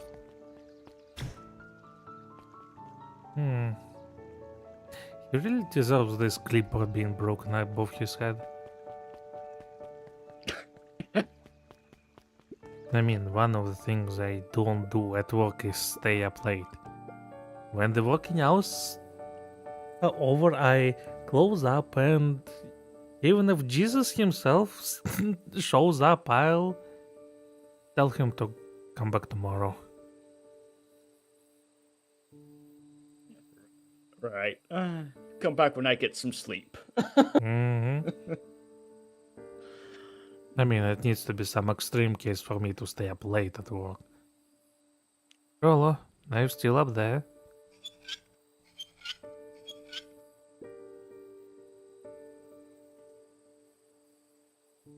I'm sorry, Rolo isn't accepting visitors at this moment. Yeah, he is pissed. Come back never. Luca had only ever heard him speak in this stiff yet gentle tone a few times, and it always meant one thing. You are upset. Really, what gave you that idea? Really?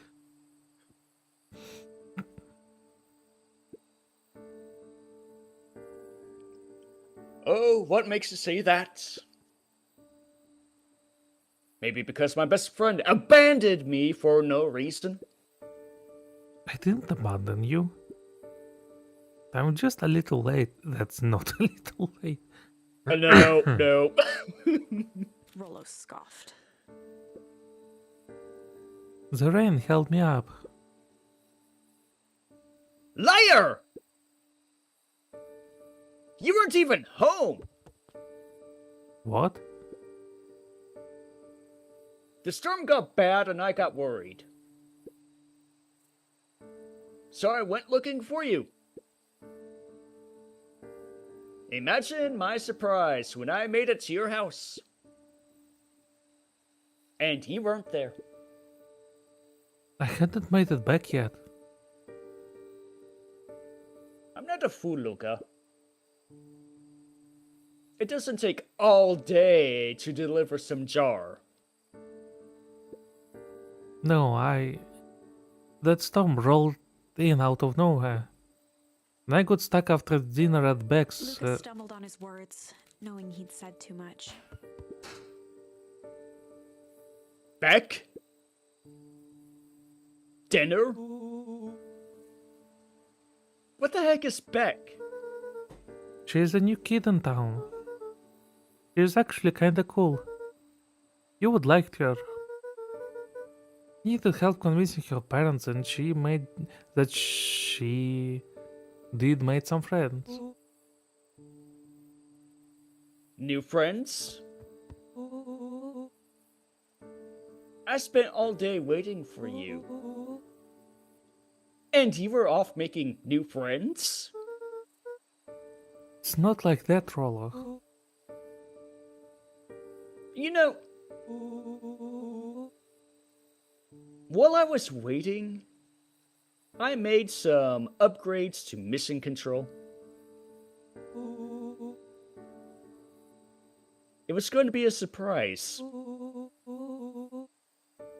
But you took so long, the storm knocked it all down.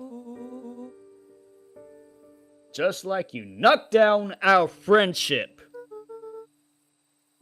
What does it even mean? Luca became instinctively angry in response. Both boys were now shouting across the distance. It means you're a bad friend. You don't care about me. Of course I care, you ass.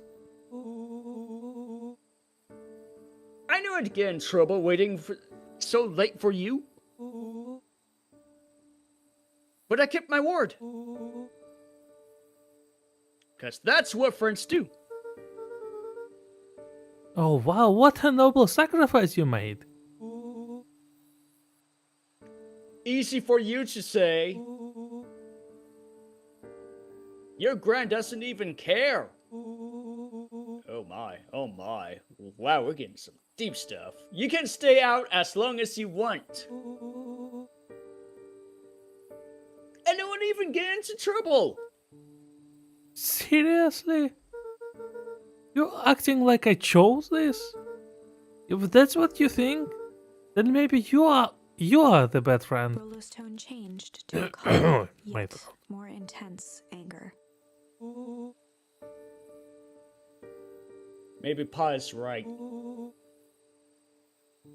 Storm bring more than water. What the fuck is that even supposed to be?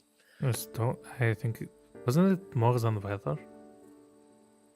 A storm brings more than water. Hmm.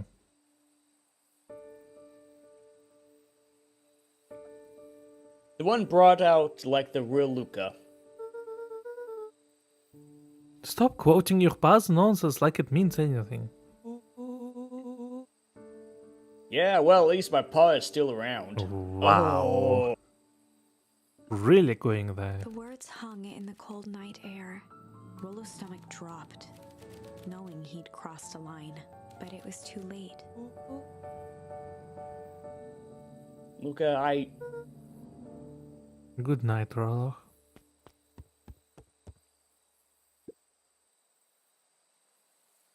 Dang it.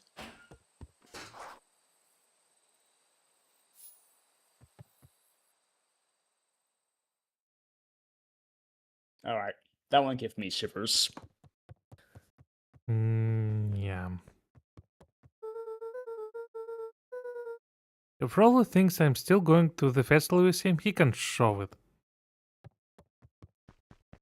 Yeah. Oh? Luca dug through his old stuff, not even sure what he was looking for. Huh? Rollo. What a jerk. Call me a bad friend. Ooh, I'm Rollo. Look at me and my amazing family with not dead parents.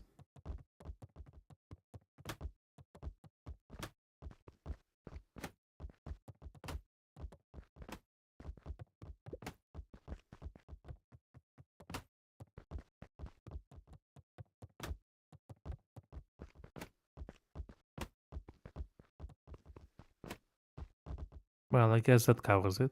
I'm surprised nothing broke. That's usually what happens. Eh? I guess I'm just never supposed to make new friends. Reap. Dang. Anyone wants a burger with Veep?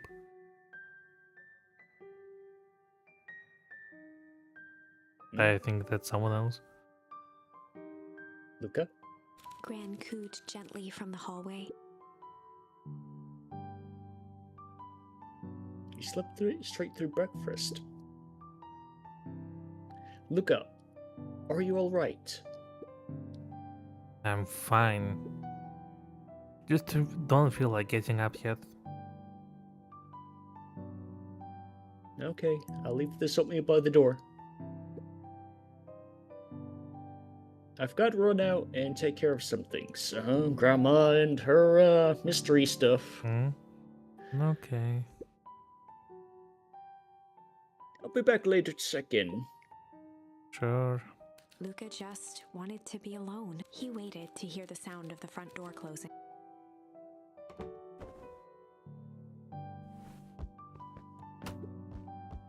I bet Rollo's still gonna go to the festival.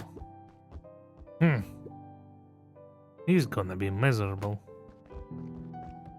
Because I have a friend and he doesn't.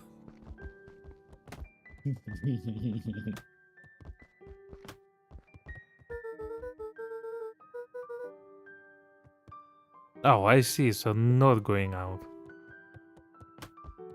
Anything else in here? No.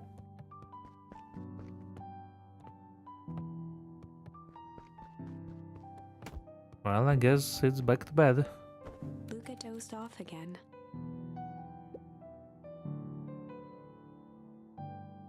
Luca? I see you didn't eat your oatmeal. I wasn't hungry. Well, just in case if you get hungry. I'll leave a sandwich here too. Thanks. Rollo came by.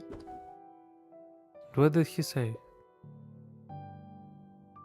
He wanted to talk to you. What did you say? I told him you weren't feeling well. Good. So, your plan is to sit in your room all day? Pretty much. Well, I need to pop away again for a minute. Wow, Grandma is definitely, Busy.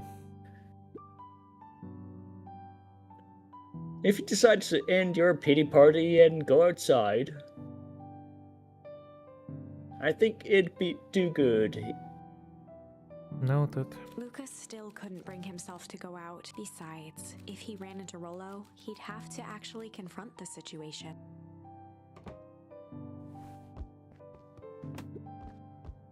There's never anything interesting at the festival anyway. Huh? Aha! Oh. The Adventures of Hank Atomic. The complete first volume. Luca carefully opened the cover and began to read. Rollo had received it for his birthday. A special hardcover edition with behind-the-scenes commentary and bonus art. Oh, that sounds really cool. Rollo cherished it, but asked that Luca keep it at his house. Luca wasn't sure if it was because Rollo didn't trust himself with it, didn't trust his sister around it, or just wanted an excuse to come hang out at Luca's more often. Whatever the reason, Luca didn't mind. But it had stayed right there where Rollo had stashed it ever since. Now, at the foot of his bed, Luca lost himself in the pages. He'd read it all before, but at this moment, it somehow felt sentimental. He was well into issue number 5 when he heard soft footsteps from the hallway.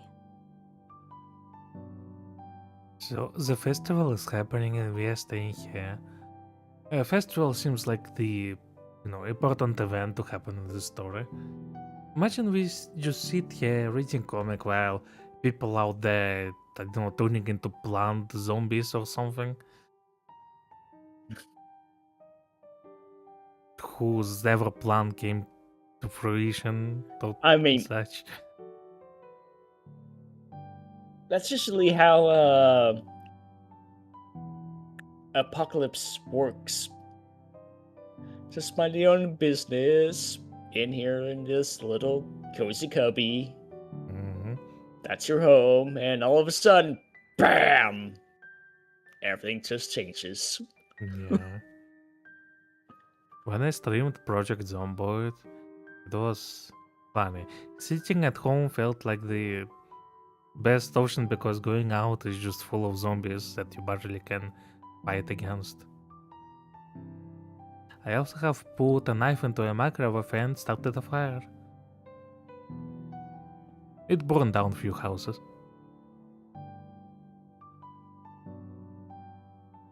I have not done Project Zomboid per se. Although I'm not surprised with you either. If you put something that's metallic in the microwave and you burnt a few houses down because of that. Sounds about accurate with you, Fefik. I mean, I need to entertain myself somehow. And what is the best thing? And the best entertainment is to escalate the situation. Yeah.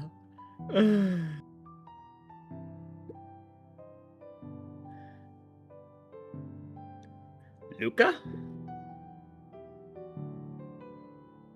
I know the little friend came to see you. Cat girl. Yep, it's back. A girl named Becca. Okay, I wanted to say Meow Do Well, but it's not Meow Do Well.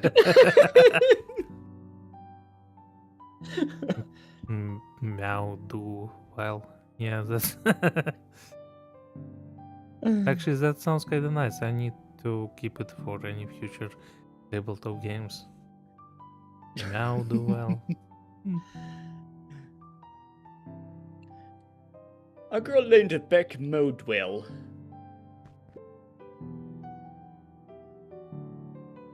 She said you met her yesterday? What did she say? Is she here? She was just dropping by. I told her you weren't taking visitors today. Oh, She seems nice. yeah. You had to fight with Rolo, didn't you? Can I come in? I don't know, can you? I mean, I pay the rent here, motherfucker. Maybe later. Alright then. I'll leave dinner on the kitchen table. In case you want to bite before bedtime. Oh wow, it's already dinner time. Without realizing it, Luca had pouted away the entire afternoon. He once again felt the weight of it all and allowed his weary eyes to close. Luca stood Right on in top of a vast comet. black expanse. He looked up at his father standing beside him. Walt was working a straw at the bottom of a fountain glass, trying to collect the last bits of milkshake. Dad, where are we? Taking a final loud gurgling sip, his father peered up from the glass. He jangled the straw playfully with a warm smile, then lifted the empty glass as if to point into the darkness. The source. The source. Luca's eyes followed his Oh. father's gesture. In an instant, he was sitting in front of a blazing campfire. Across from him sat a large figure in a yellow hazmat suit. Aha. The figure's voice was a scratchy echo. Well, if it isn't the man of the hour, make yourself comfortable. Luca held his shivering hands over the flame to warm himself. It doesn't work that way here. Their yellow-gloved hand pointed to the base of the flame. It's a cold flame. See? Luca peered at the base of the fire. It wasn't wood that was burning. It was Beacon Pines itself. I mean, from what I've seen, most of it is wood, wood and stone. Consumed by flame. Yeah. As once again, gold is mentioned. Luca could see small shadows moving in the burning city. People. Luca leapt to his feet. We've got to help them! The figure gave a dismissive wave of their hand. Why waste energy helping people who can't even help themselves? The figure bent down to examine the panicked crowd as they desperately tried to stop the flames. They only care about what's right in front of them, not like us. Luca's voice was a trembling whisper. Us? The figure slowly stood up, grabbing its helmet with both hands. With a jolt and a twist, the suit emitted a gasp. A cloud of torpid mist escaped, slowly revealing the face within. Luca's own face looked back at him. Time travel. Heyo. Older, worn, distant. Sure, let's add this to the mix. The sensation was oddly familiar, as if he'd caught his own reflection by surprise in the mirror. The doppelganger smiled. I tried to help once. He gestured towards his face, and all it got me was this. Luca staggered back. You aren't me. Luca felt a hand catch his shoulder. His father was there again, beside him. Every choice sets us on a path. This is the end of one of your paths, son. Luca watched his older self shake its head ruefully, its face twisting into a cruel grin. Well, Dad, if you wanted him to see this, far be it from me to disappoint. Luca watched in shock as the figure took a confident step forward, and in a flash of cold light, he was gone. What does all of this mean? Foreshadowing. Luca felt a reassuring squeeze on his shoulder. Just remember, why we choose matters just as much as what we choose. Luca woke up to see a hazy figure at the foot of his bed. Old man died for a reason. Mom? No, dear. It's only Gran. Luca rubbed his eyes. The kind, concerned face of his gran came into focus. How are you feeling? Fine. Anything you want to talk about? I don't feel like talking.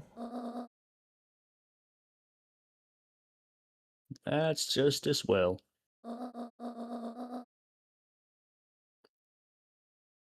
How about you sit there and listen a bit? Whatever you and Rollo fought about doesn't matter. But he... Gran silenced Luca with a gentle pat on the leg. Fights between friends happen. What was said? I mean, I wouldn't say that, but alright. Yeah. The important thing is, that's not the last thing you ever say to each other. But he said stuff about that. Well, do you think he meant it? No. He was just mad. Mm-hmm. And do you mean any of the things you said to him? No. Good.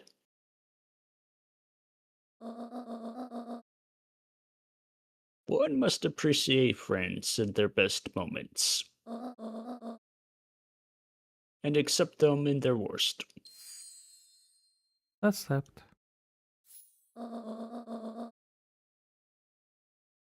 Now get your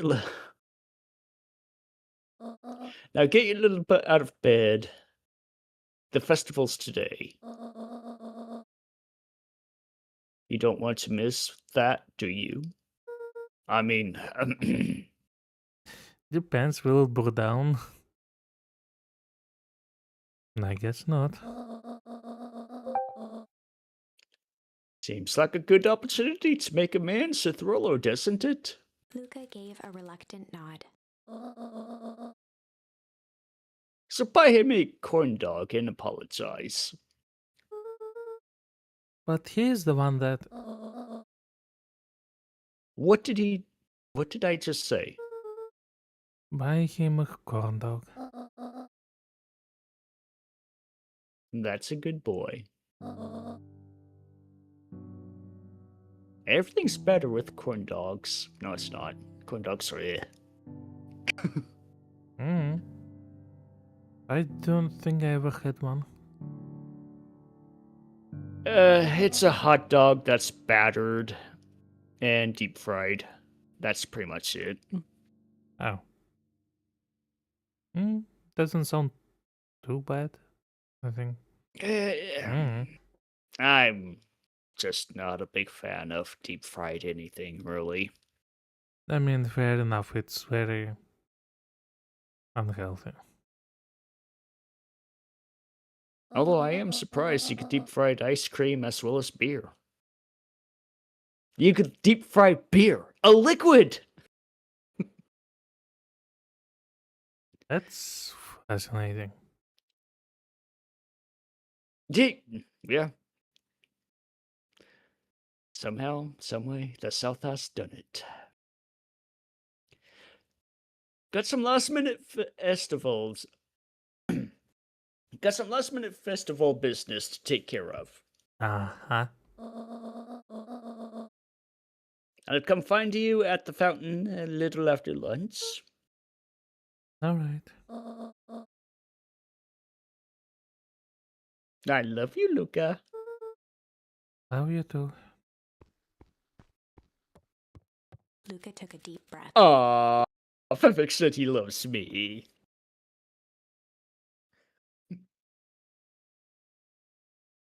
Naturally. Okay. I mean, it's practically like looking in the mirror, so that's given.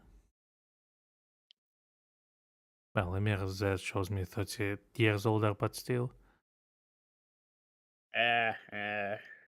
More older, more American, but still the same. Give or take, yes. Okay.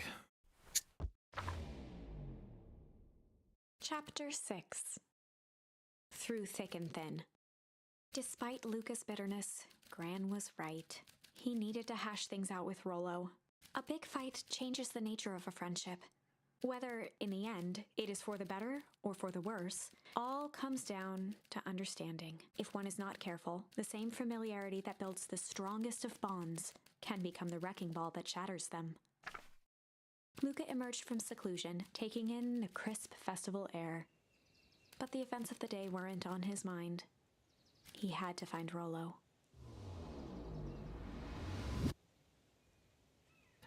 Well, we overset a little bit on how long we stream. Yeah, it's been about nearly 5 hours here.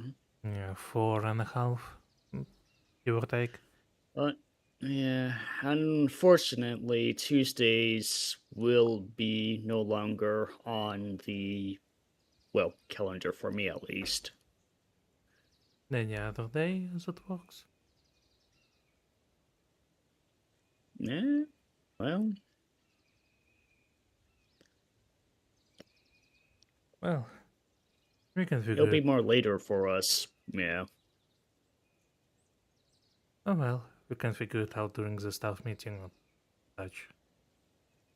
Yeah, if anything, we could be able to go ahead and do weekends.